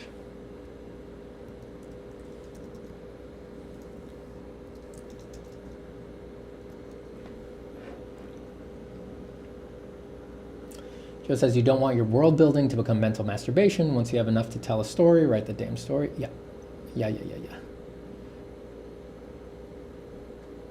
The exception to this rule is Tolkien, who finally published his bullshit after it sat at his desk in his desk at university over 10 years.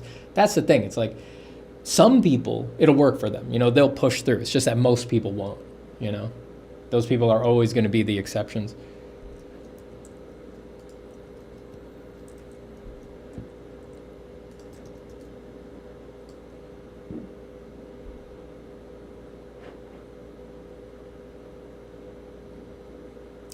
Joe also says, it's okay if you plan to publish a campaign setting, but that's also not a story. Yeah, exactly. It's like world building works within that narrow alley, because if you're trying to sell a campaign, make a campaign that others are going to play, the story is supposed to be very open-ended so that the DM can put their story into it, modify it, the players can find story within it, things like that. But outside of those very narrow alleys, story is king, and story is like a plot, some acts, themes, characters that are compelling and interesting, usually a main character, though you can do ensemble, but there's got to be some real meat to sink into. You know, no one thinks the denominations of coins that you came up with are that interesting, separated from an interesting character.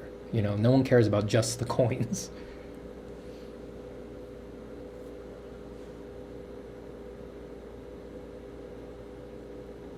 Tree Watcher says, I love world building. Is there any way to create a project which is presentable but only focuses on the world rather than a major story?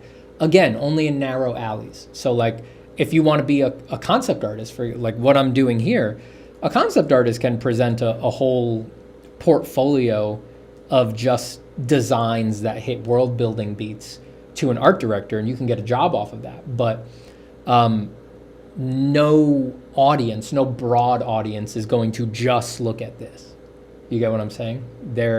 They would maybe look at, they would care about this character if it then went into a comic or a short film or an animation or something like that. And we could hear the character talk and have viewpoints and all this. But just my design sheet here, only other artists are going to care about that. So it could be presentable to other artists, to art directors and stuff like that, but that's a very limited audience. You know, most people, I have a lot of caveats here because it's like, I am personally interested in just having other artists as an audience. I'm fine with that. I'm interested in artists. They're my people. They're who I focus on. I'm an art teacher. And but that's me personally. That's not what most people want. Most artists, most people who are trying to build their skills up aren't interested in being an artist. They are interested in making something that regular people will care about, non-art people will care about, something relatable enough, quickly graspable enough that the public will just be able to enjoy it. And that's usually a story. And if that is your goal, no one's ever going to care. It doesn't matter how beautifully you do a design sheet like this. People don't even know what the hell this is, right? If you're in the art world and you've seen design sheets before, what I'm doing here just makes sense. But you have no idea how much conditioning is actually already there for you to grasp what the point of this design sheet is. If I show this to my mother or to my cousins or to people who are not deeply entrenched in the art world, and I've done this before, they're like, what am I looking at? Is it done? Like they're like, is it done? Are you going to add a background? Like, is the end goal of this character standing perfectly still and flat in like a forest? Is that what this is going to become? They have no idea what a design sheet is, or that it's supposed to become something else. They don't understand art has a fucking process. People who haven't learned about art don't know art has a process. They just think art materializes, done, finished, right? They think Berserk, for example, was just drawn frame by frame, done. They if they had to think about it, they might scrutinize that and realize that that couldn't possibly be true. But until they've been asked to scrutinize it, that is the base assumption that most people just sort of operate from. And that's normal, that people do that with everything.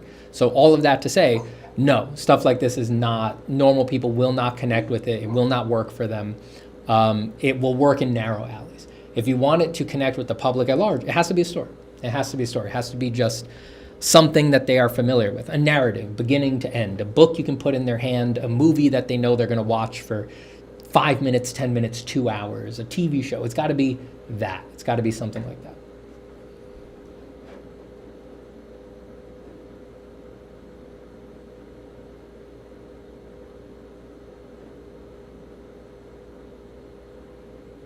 What about illustrations and fine art, says Mecha Bouncy Bunny. Yeah, well, that's different than what I'm showing here, right? Like, people don't understand design sheets or non-art people don't understand design sheets. But yes, people are more inclined to understand an illustration or fine art. But even within that realm, most people, you put them in front of a piece of fine art and they still don't know what it is. It's very common for people to be confused about what a fine art piece is going for, or what it is, or what it means, or, I mean, God, have you ever, how often do you show like a painting or a drawing, either online or in person, and the first thing someone says to you is, did you draw this? Like, people have no idea. People have no idea what's going on.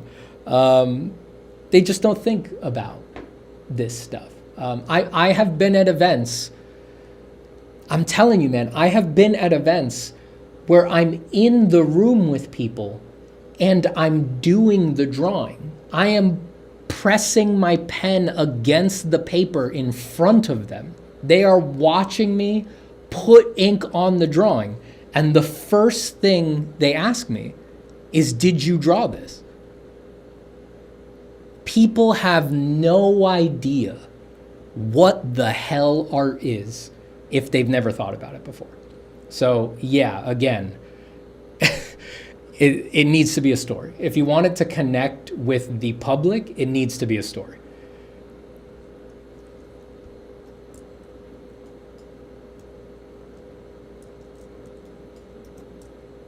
And by the way, the people who did that to me were smart people. Very smart people.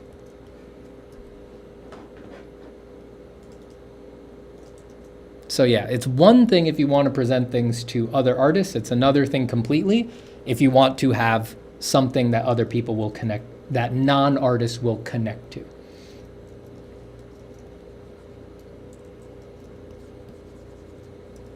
And all of that, I know I was on a tear there, but all of that goes back to work on the story.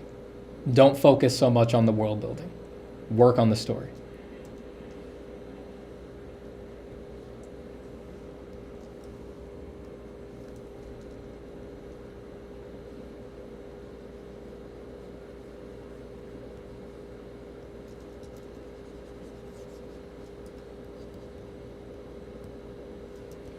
I'm just making this pose a little less flat. You know, he was sort of splayed out like he'd been, in a 2D sense, he was splayed out like he had sort of been swatted with a fly swatter.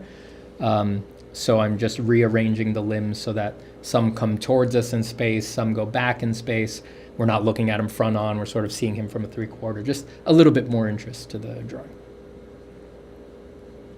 He can be old, but he can still have big pecs because he's got this bat background. Actually, I mean, I figured on these characters, these guys can actually fly. They're vestigial wings at this point, so it wouldn't really need big pecs, but maybe it's still there, just genetically.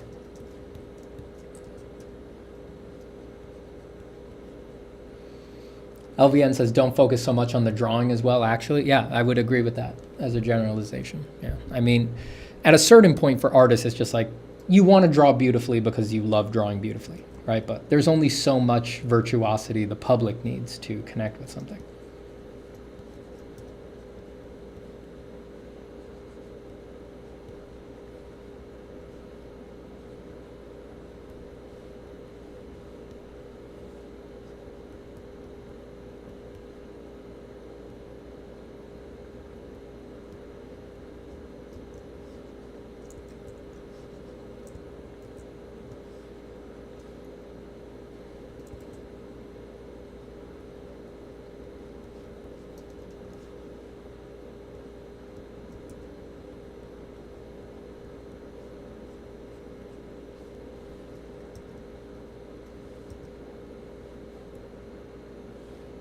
Maybe it would be nice to get the, bats have a cool proportional thing where their upper arm is much shorter than their forearm on their wing. Maybe there's a way I can get that on this guy.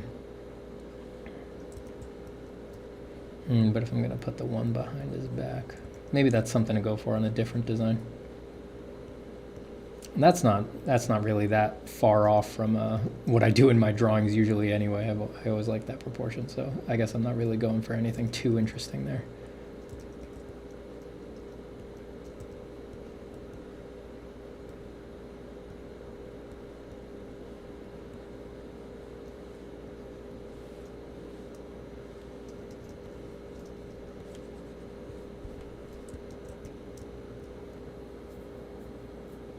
Gabriel says, why are you using a gray background? Does it help you in some way? Two things. One, if I'm going to draw for a long time on my computer, it's much easier on the eyes than drawing on a pure white background. And generally for design stuff, the way that I like to do it, I work the silhouette first. Like you can see this first guy, he's basically filled in with dark gray everywhere, right? So I like to work the silhouette first. I like to work the silhouette first, and then I like to put some lighting on it. So the dark gray background makes it easy for me to add lighting, because when you work on white and then you want to add lighting with values and stuff like that, the white doesn't pop. So if you do rim lights and stuff like that, it just blends in with the background. Here, and I tend to lighten as I paint, it's easy, right? I can add the rim light in a couple seconds to the design, and then that establishes the value range and opens up the whole value range, and it makes it much easier for me to paint mid-tones into the whole thing. So it's really just about how I tend to work up a design. I move to painting in values pretty fast, and I prefer to do that over dark backgrounds.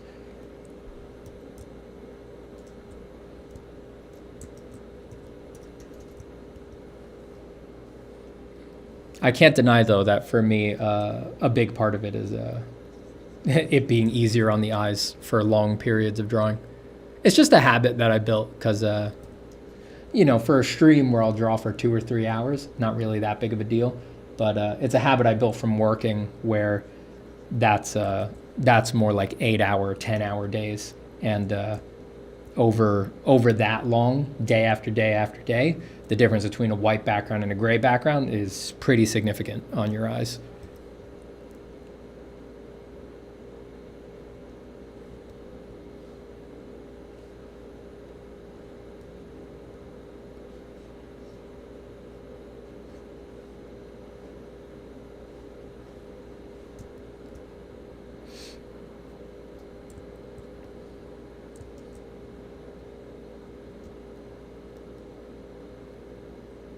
Mizubi says, hi, oh my, I love being back in my home city. So quiet, so calm, so nice temperature and atmosphere. Excellent for perspective study. Nice. Very nice.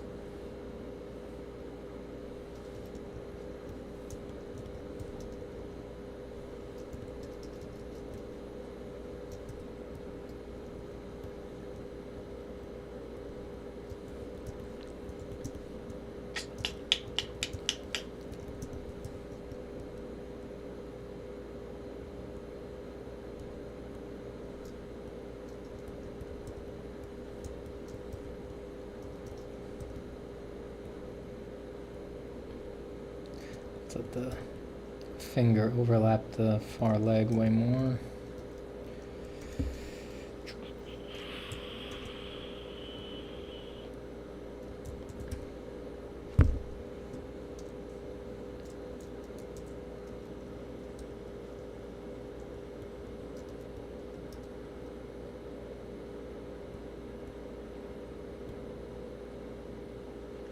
Hands here, hands here, hands. Put hand here. Our little triangle of support on the ground works out. It's good. Let's look at this wrinkle face bat again. Try to understand his horrifying schnoz.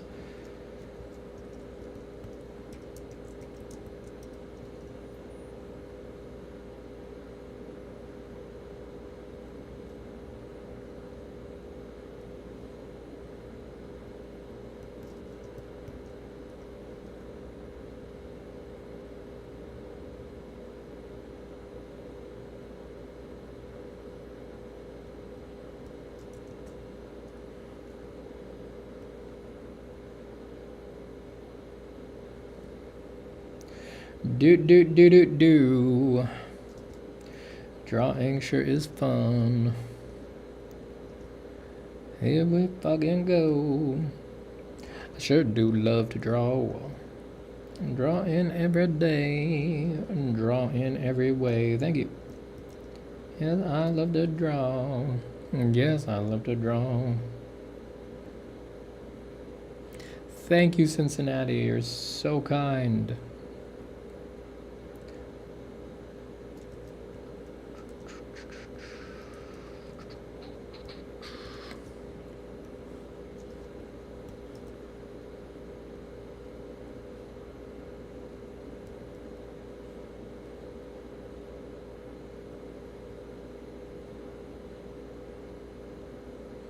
Something feels right about the old bat.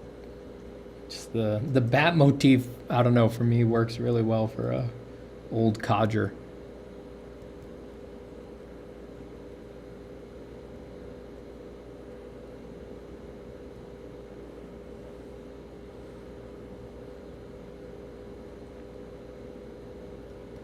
Back in my day, we had to fly everywhere. You modern bats with your bipedal locomotion, you don't know how good you have it. As we had to beat our chests and flap our wings. And where are you going? Come back here, I'm not done with my story. Ungrateful little... I half raised that boy. He doesn't even pay me any... What was I talking about? Oh my. How did I... Where am I? How'd I get here? Oh no. It's happening again. Well, I guess I'd better echolocate my way out of here. Click. Click. Click. Click.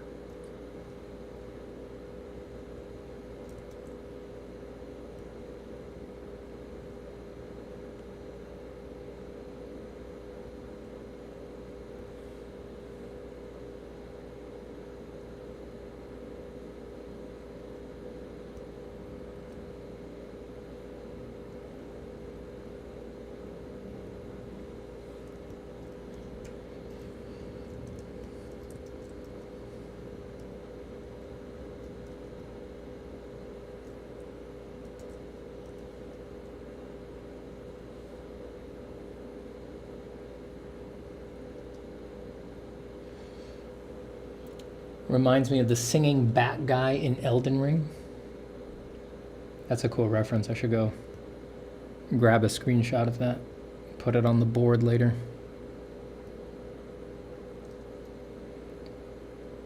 He kind of has an old man chin already, the actual thing. It's like protrudes.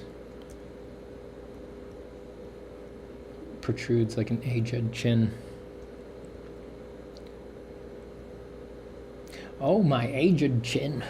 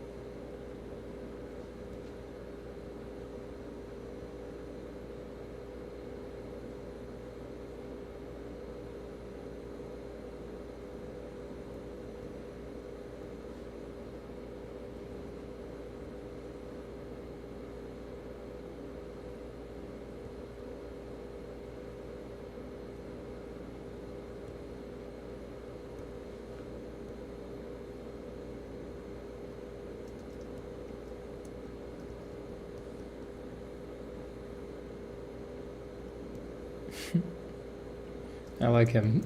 I like him a lot. I like it a lot.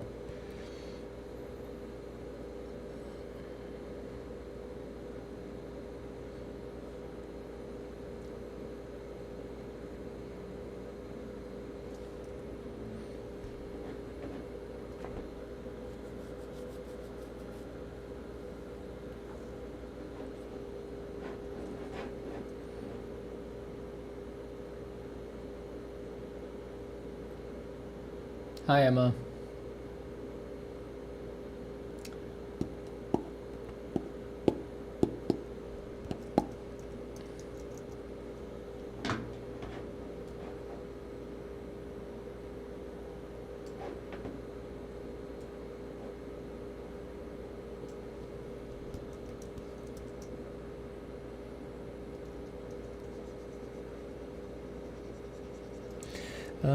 Those lines are clean enough that I'm not going to do that.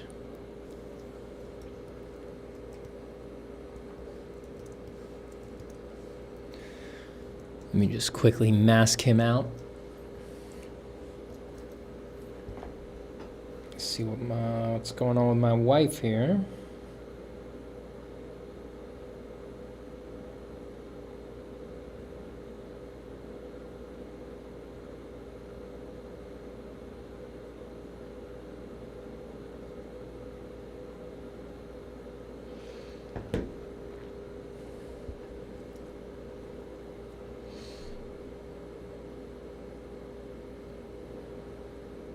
Fabricio says, damn, I arrived late, but hello, Stephen. Hello, Fabricio.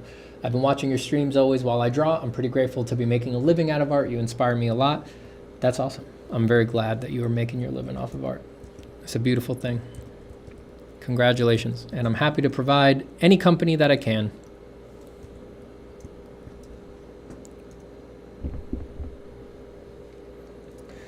Let's make the ears a little bigger. Whoops. What did I do here? That's right. That's right. That's right. I made another layer. That is right. I had made another layer. And the darkness never ends.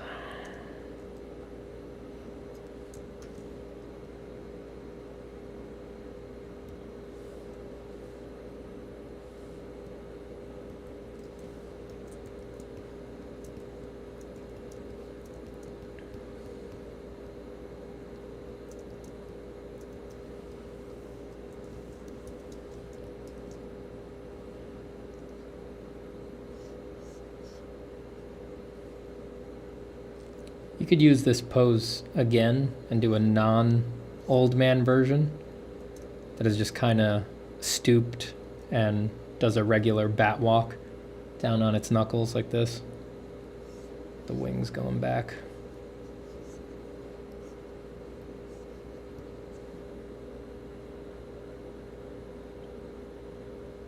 You could do that just as a type. Just would be harder to make it believable that a civilization like that could or would sort of make things with those wingy hands.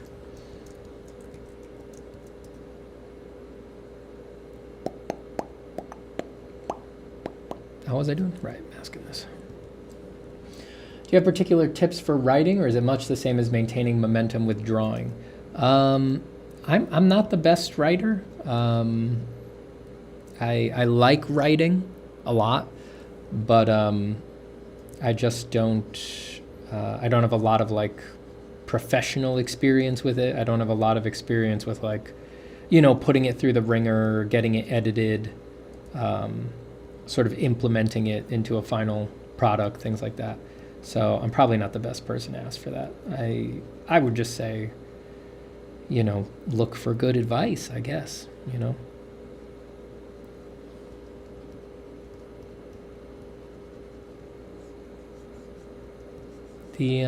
What's helped me? There's a classic screenwriting book called Save the Cat, which if you've never looked into story structure before, I think it's the best fast, accessible introduction to story structure.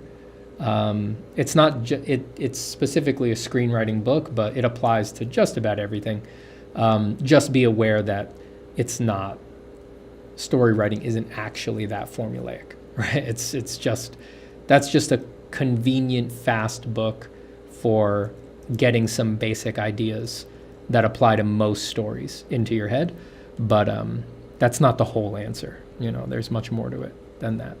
And plenty of great stories don't fit that formula. But I think Save the Cat is one of the best books for people who are getting interested in writing. I've read a bunch of writing advice books, and there's better ones, right? There's Story by Robert McKee. There's Into the Woods by John Truby. Stephen King has a great book about writing, but all of those are less accessible. They're much longer, for one thing. And they also might have a more philosophical bend when what you're looking for is really practical advice. I've liked all of the ones that I mentioned, but nothing beats Save the Cat for download of practical information, and you can read it cover to cover in literally an afternoon. It's great. When I taught dramatic narrative at Art Center, Save the Cat was my required reading. That was the textbook for the class.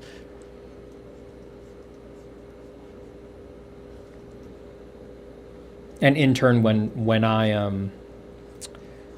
I took dramatic narrative, when I was a student, Save the Cat was also the required reading there. It was my required reading, and I had read a bunch of stuff in the intervening years between taking the class and teaching it. But still, after all the stuff I'd read, I was like, nothing quite beats Save the Cat for a quick download.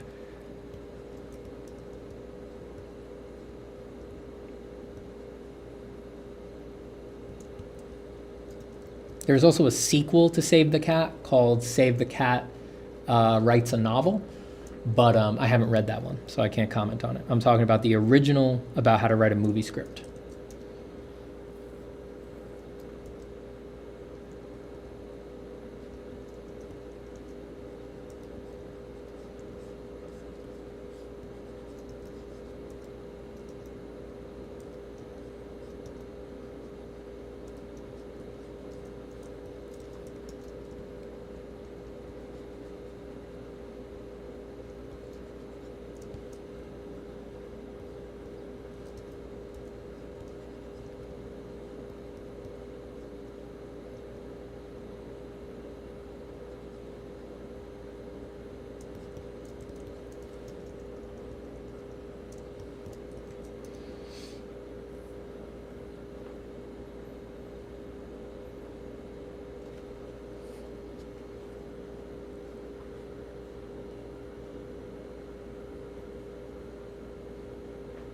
Emil Blomskog said, by Blake Snyder. And yeah, the novel one might be good, but I just haven't read it. I guess I'm sure there's new info in there, but I assume it's mostly just mapping the story beats to a longer structure, maybe doing a 5-act instead of a 3-act.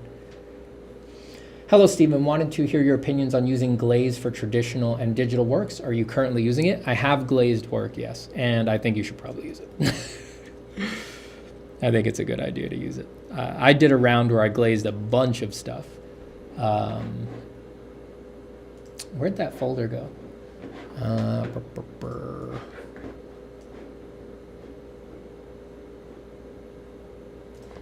Where did I put that stuff?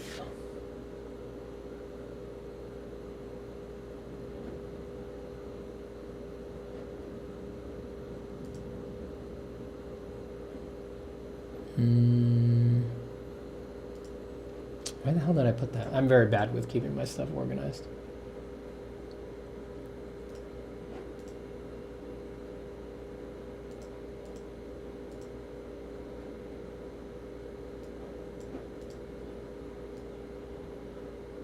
Okay, I don't remember where I think I had one.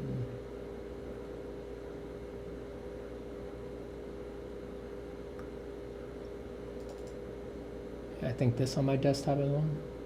Yeah, this is a glazed version of Amongst the Trees. I went through and I put a bunch of drawings into a bunch of digital stuff. And then I was about to take all of my stuff off of ArtStation and replace it with glazed versions. And right before I did it, I heard through channels that Glaze was about to get an update that made it much better for stuff that specifically I was getting some artifacting on, like flat areas, because I have a lot of drawings that don't have a background, so it's just a lot of white space around the figure, and glaze artifacts would show up in there. But in the newer version, they reduced that. So I heard they were going to do that, so I was like, oh shit, I should just wait for that. So I wound up getting distracted while I waited for that. But yeah, now that new version is out, and I do intend to go download it and reglaze the stuff that I glazed. And then, yeah, for me personally, yes, I do plan on taking stuff down off places like ArtStation and things like that and replacing it with glazed versions.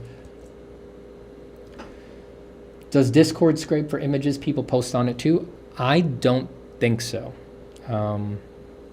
As far as I know, no.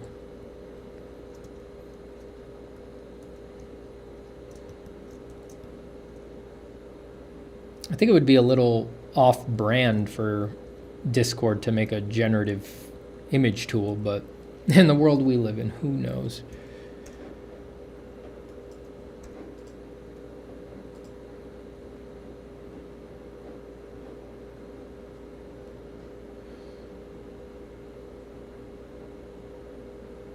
Do you think everyone should glaze their work? Mine is still rather amateurish, and I don't know if I should bother. It depends how much of a zealot you are. You know, I'm a zealot. You know, I love me some art. I think what the text-to-image models is doing in their current way is very anti-art and dangerous for the vitality of art. So I think, yeah, everyone should glaze their work. Or from that viewpoint, I would say everybody should, not because it's likely that, like, it doesn't matter that it's amateur, or like what are the odds someone would want to steal this from me. It's like if you reach a critical mass of enough people glazing their work, it could really change the negotiations around opt-in and people not scraping indiscriminately. And there may be, but it's not the end-all be-all, because there may be broader ways to poison the data sets, because there could be techniques for really reducing what's needed for critical mass. There are data poisoning methods that could potentially mean that, you know, one picture in thousands could have a significant effect on the quality of the models. And yippee-ki-yay, motherfucker.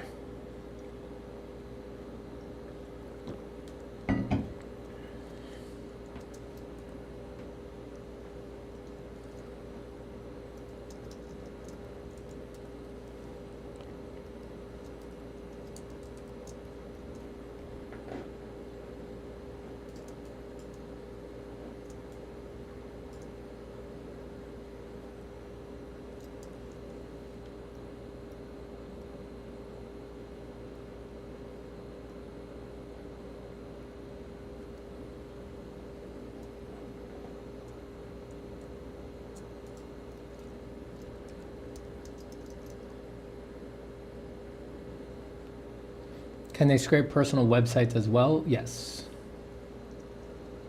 They think they can do whatever the hell they want. And they think the whole internet is up for grabs. So, yeah.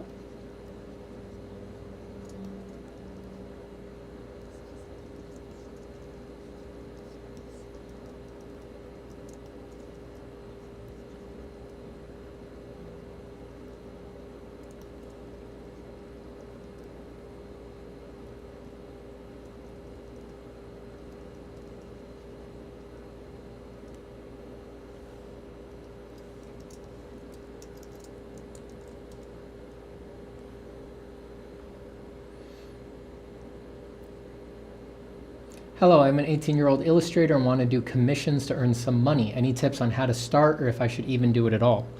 you should definitely start. And I would say for starting out commissions, try to go straight to the community that you want to do commissions for, or the genre you want to do commissions for, rather than just sort of putting work out there and hoping people will message you. You know, that could happen. Some people are really good early on, and you can kind of get that going. But I think it's a better idea for most people. Like, let's say you want to do fantasy art, roughly like Dungeons and Dragons, and that's the realm you want to get commissions in. Don't just post on your Instagram or whatever and hope enough people see you or something like that. Go to D&D subreddits or D&D forums and post saying, "Hi, I'm me.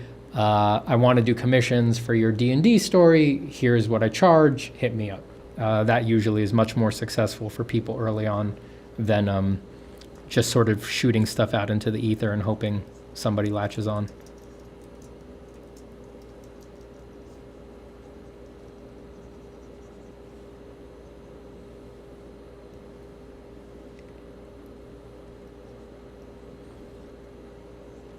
Steven, that bat is beautiful. Thank you, Jim. Which bat? The old man bat or the younger bat? A lot of bats going on right now. I can't believe I said it. I did not expect to draw an old man bat when I started this stream, but here we are.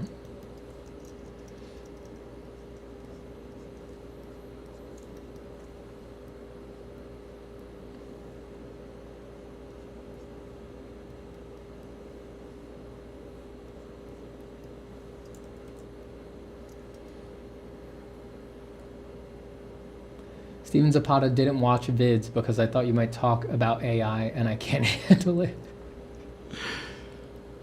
Look, man, you got to learn how to handle it.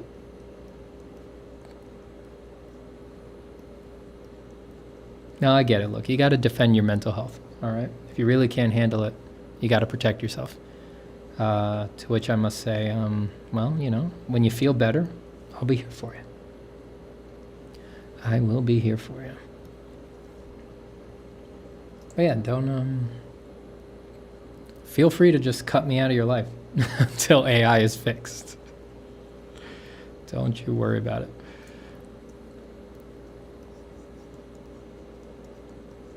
You know, I can, me personally, I can't bury my head in the sand on this stuff, and I am pretty involved in pushing back against it, so.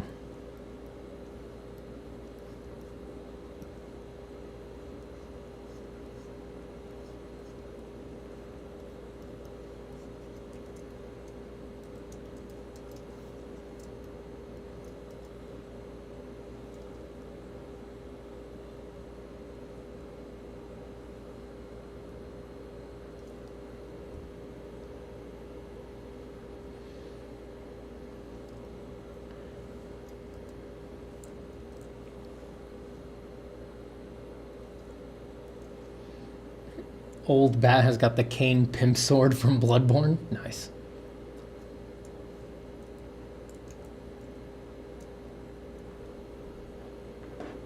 Hi, Steven. Do you ever erase files that you know you will never go back to or do anything else with, or do you not have those?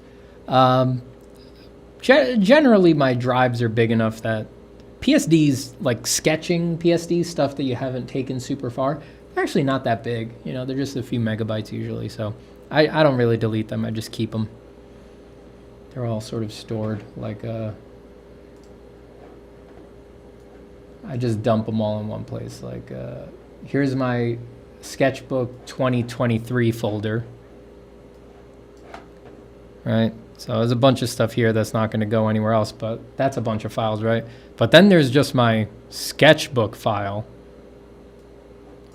And that's got a lot of PSDs and JPEGs in it. That's just a lot of files, lot of files. And the stuff in the Sketchbook files is all the unsorted stuff. So I have my, where'd they go? Got my project files, which is, these all are separate projects separated out. And they've all got PSDs in there. I just let them pile up in there.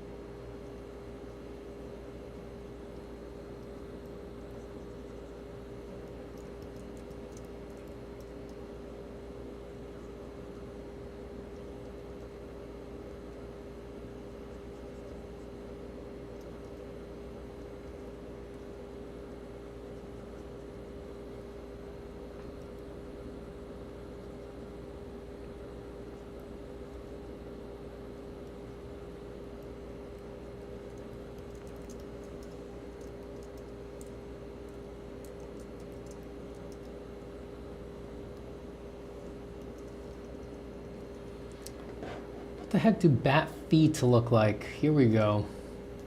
Now I gotta learn this. Bat feet.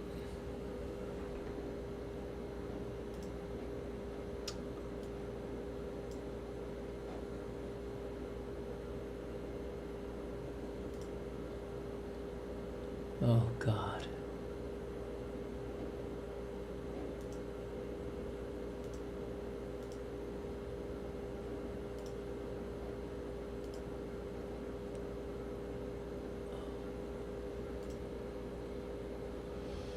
Oh, they're so very weird. Oh my God.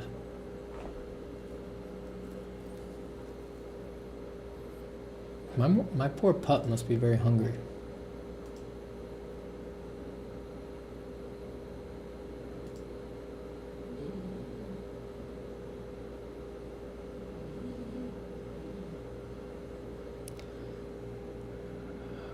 I said she must be very hungry, but she's definitely not because she's out cold right now under my desk and she just started dreaming. Like right on cue, she started snurfling at some dream enemy.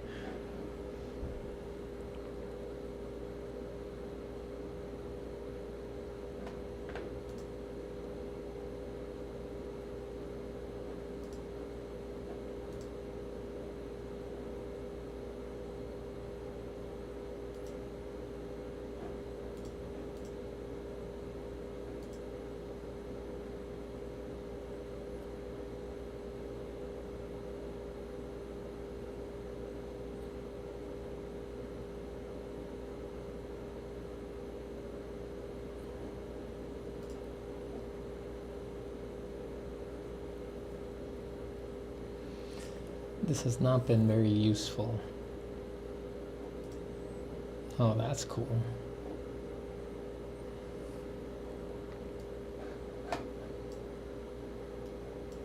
Just gonna drop that there.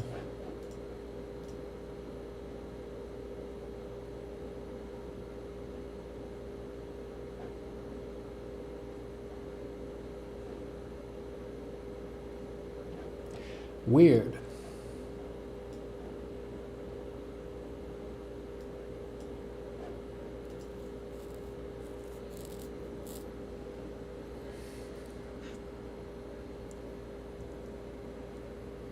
Yeah, I'll have to think about that. I don't know how specific I want. Oh, look at that. So cool. Look at the texture. Oh, that's awesome.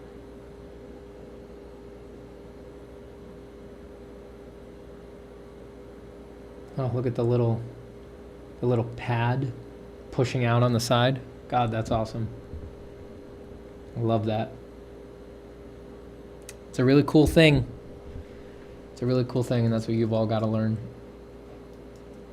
You ignorant fools. You've got to learn how freaking cool that is.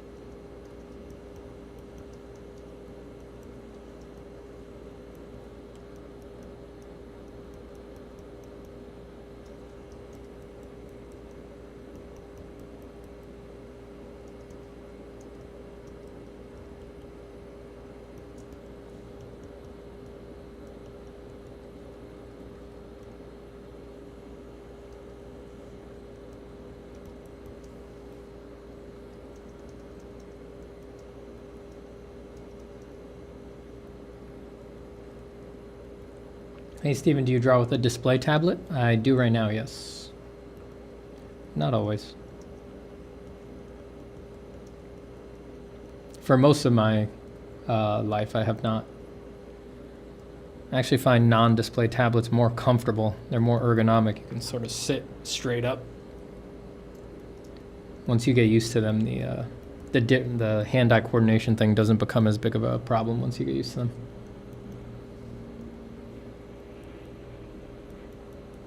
I got this one recently, just a year ago, because I needed to do a lot more handwriting, and that in particular is very annoying to do on a screenless tablet. So that finally pushed me to get one.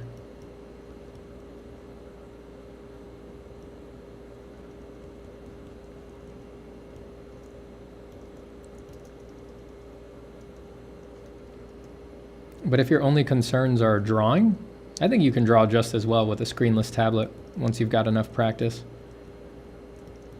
Whatever the difference is, you can make it up with being able to transform things and stuff like that digitally. And I actually think for painting, the screened tablet is worse. It's better for drawing for a lot of people, but I think for most people, it's better to paint with a screenless tablet. It's easier to see the whole picture, you know, you're not blocking it.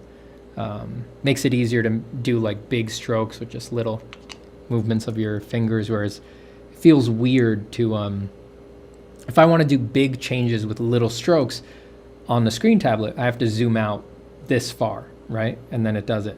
But the magic of using a screenless tablet is that it's usually smaller than your screen. So you can do big changes to the painting, big gestural strokes by just going whoop, whoop. And once you get used to that, that's actually really cool and kind of addictive. And you can't really get it any other way.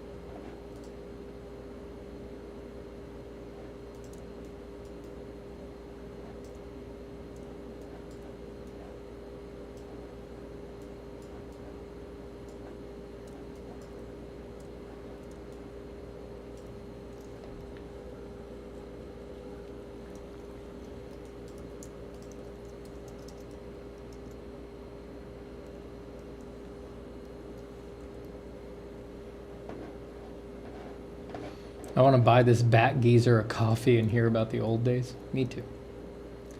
Me too.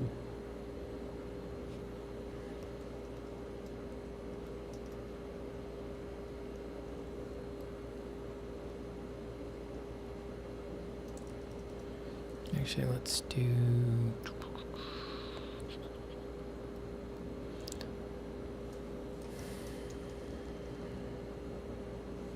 Trying to make sure this reads a little bit.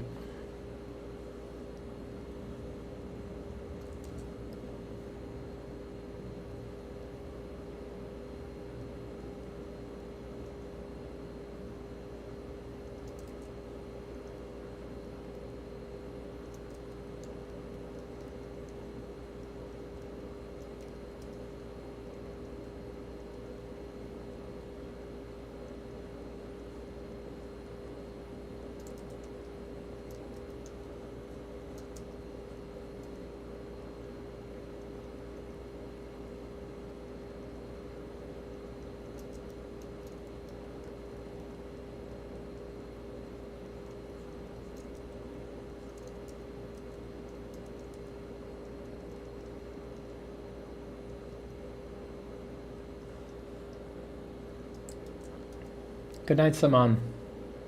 Hey, Steven, is there a name for that species of bat? That's the wrinkle face bat. At least that's the name I found for it.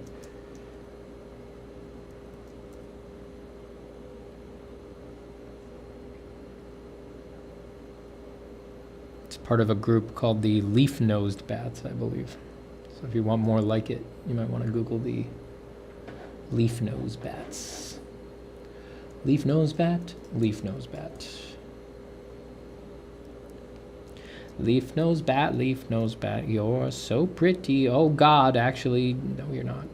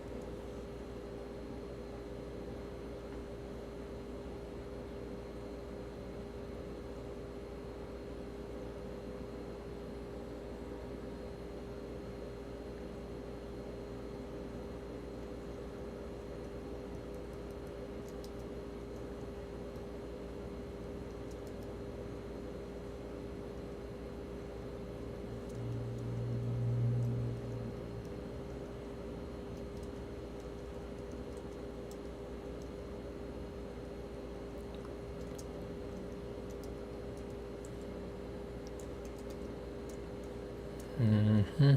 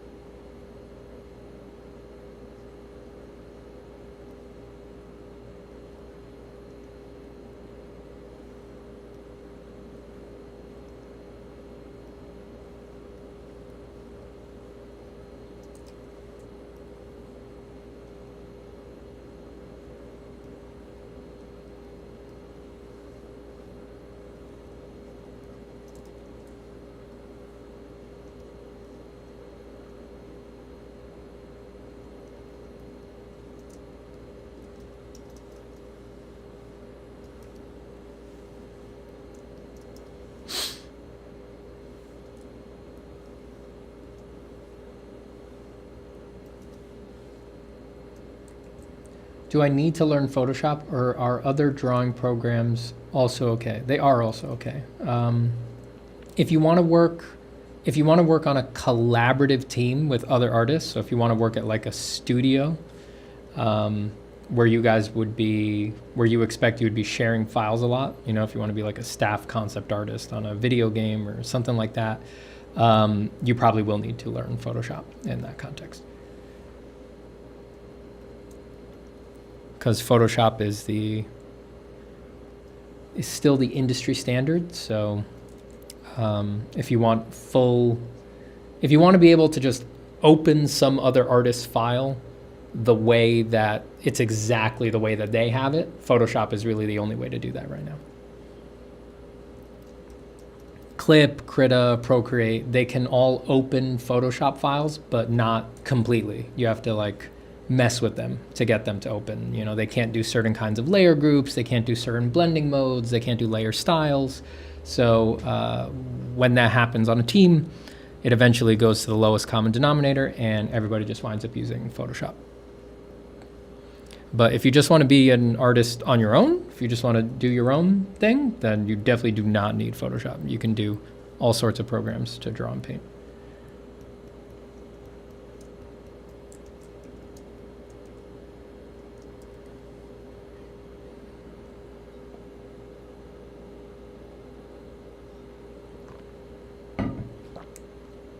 Goodbye, Lack. Franzora says, time to continue working on my creatures. Good, good.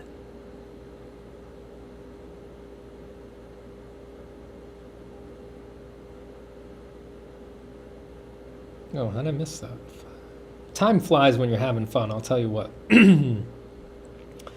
All right, we're going to keep going for a bit longer. We're at 3 hours here. So I'll go for another 5 minutes. something like that, to say goodbye to everybody. And then I'm gonna go get dinner started, do a little bit of cooking, and then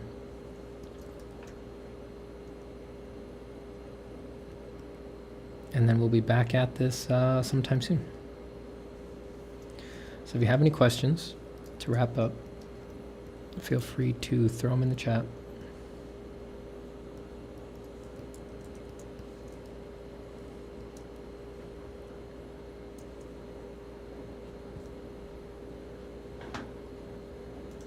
I gotta feed my dog. Oh my God, my poor pup.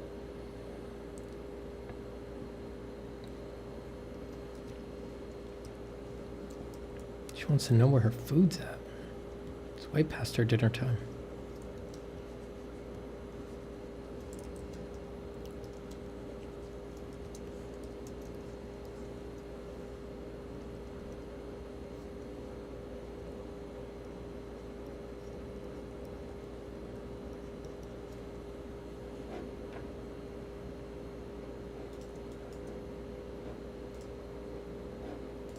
What a ridiculous design. I don't hate it though. You know, having black areas over here and under here kind of gives them like a Amish beard kind of a thing going on.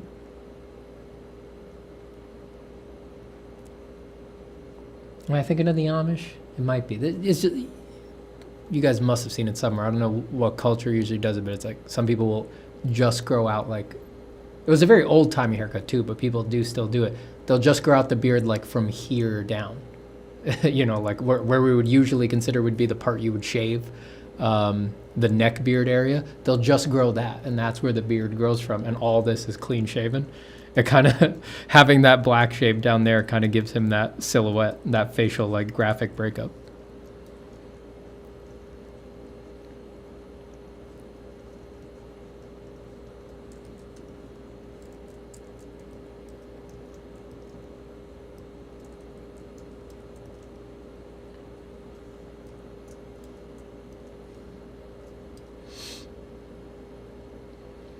Do you care about local value when you're mapping shadows in traditional? Yeah, if it's important for the drawing, yeah. I tend to ignore local value for me, personally, for my style, but that's a stylistic choice. You know, it's not going to be the right call for everybody. I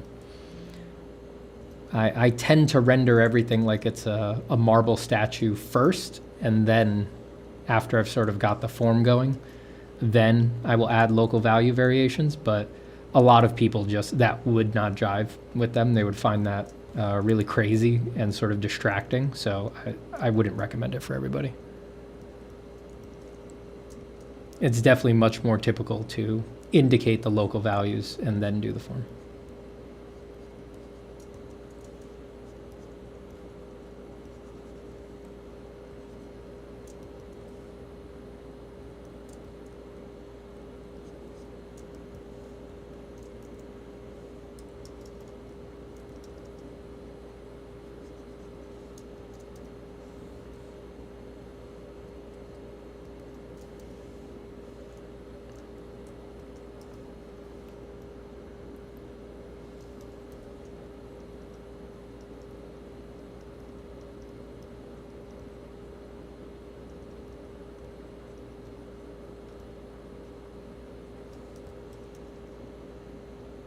See if I want to do the fuzzy forms.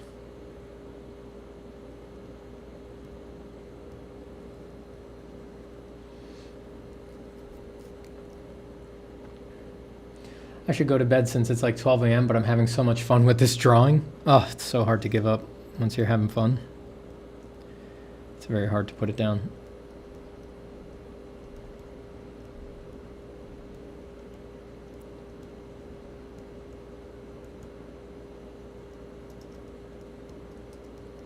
I know what you're saying.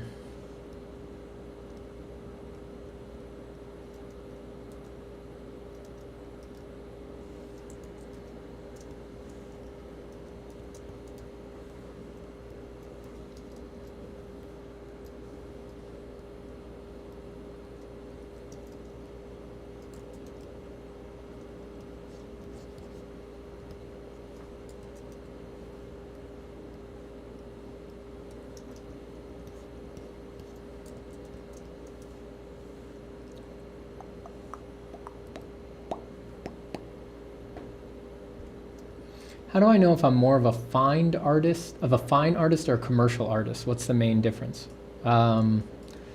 This isn't the only difference, or even necessary if you sort of find your way into certain niches, but the basic difference is, if you're going to be a commercial artist, you've got to be very comfortable being told what to do.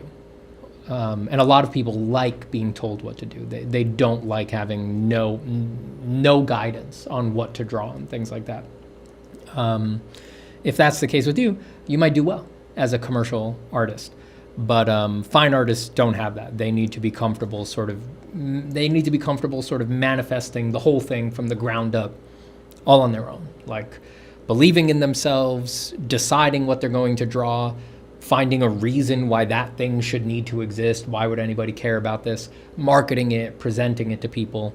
That's the main distinction on the experiential side for the artist. There's obviously a lot of other distinctions if you fold in the industry aspects of each one, but for the artist, I think that's the base consideration.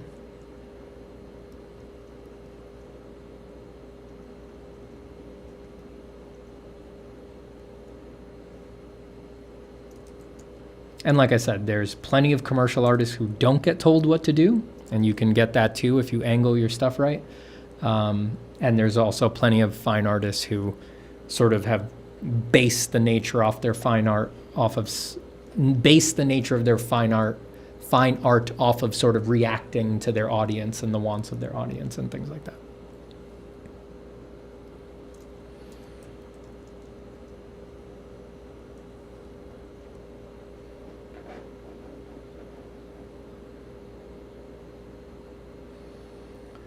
Squimbly says, yo, my guy, what do you think of AI now? I'm really interested to hear what you think 7 months onward, especially after your live stream about the lawsuit.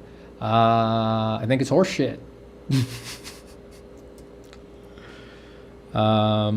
Yeah, I don't know. I've learned a lot, seen a lot, had many interesting conversations and experiences, and yeah, I don't... the past 7 months have increased my certainty that we need to try to do something about this. Yeah.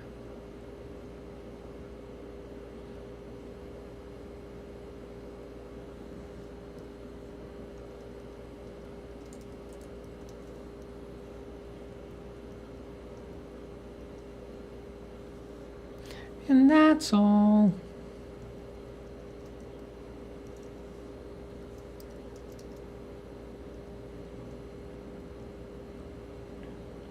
Sorry I'm late, never get the damn bell. Tom, what are you doing?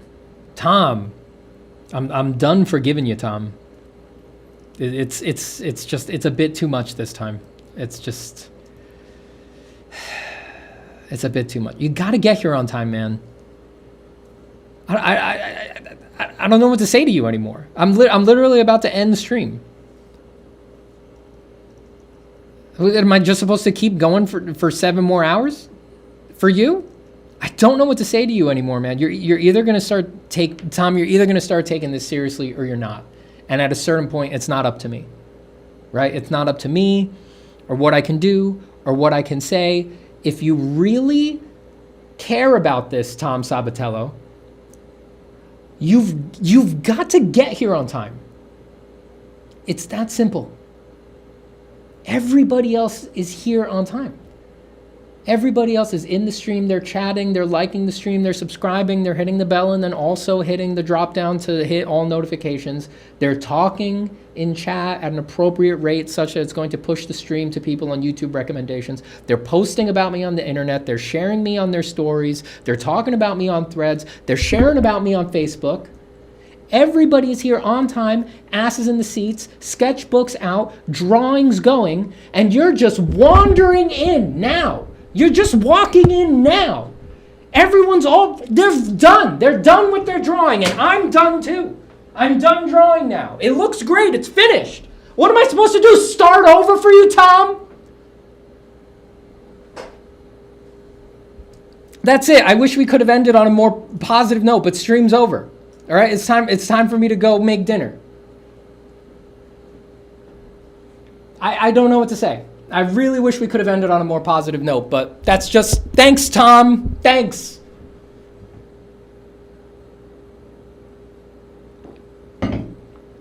Goodbye. Happy drawing, everybody. I'll see you next time. Jesus.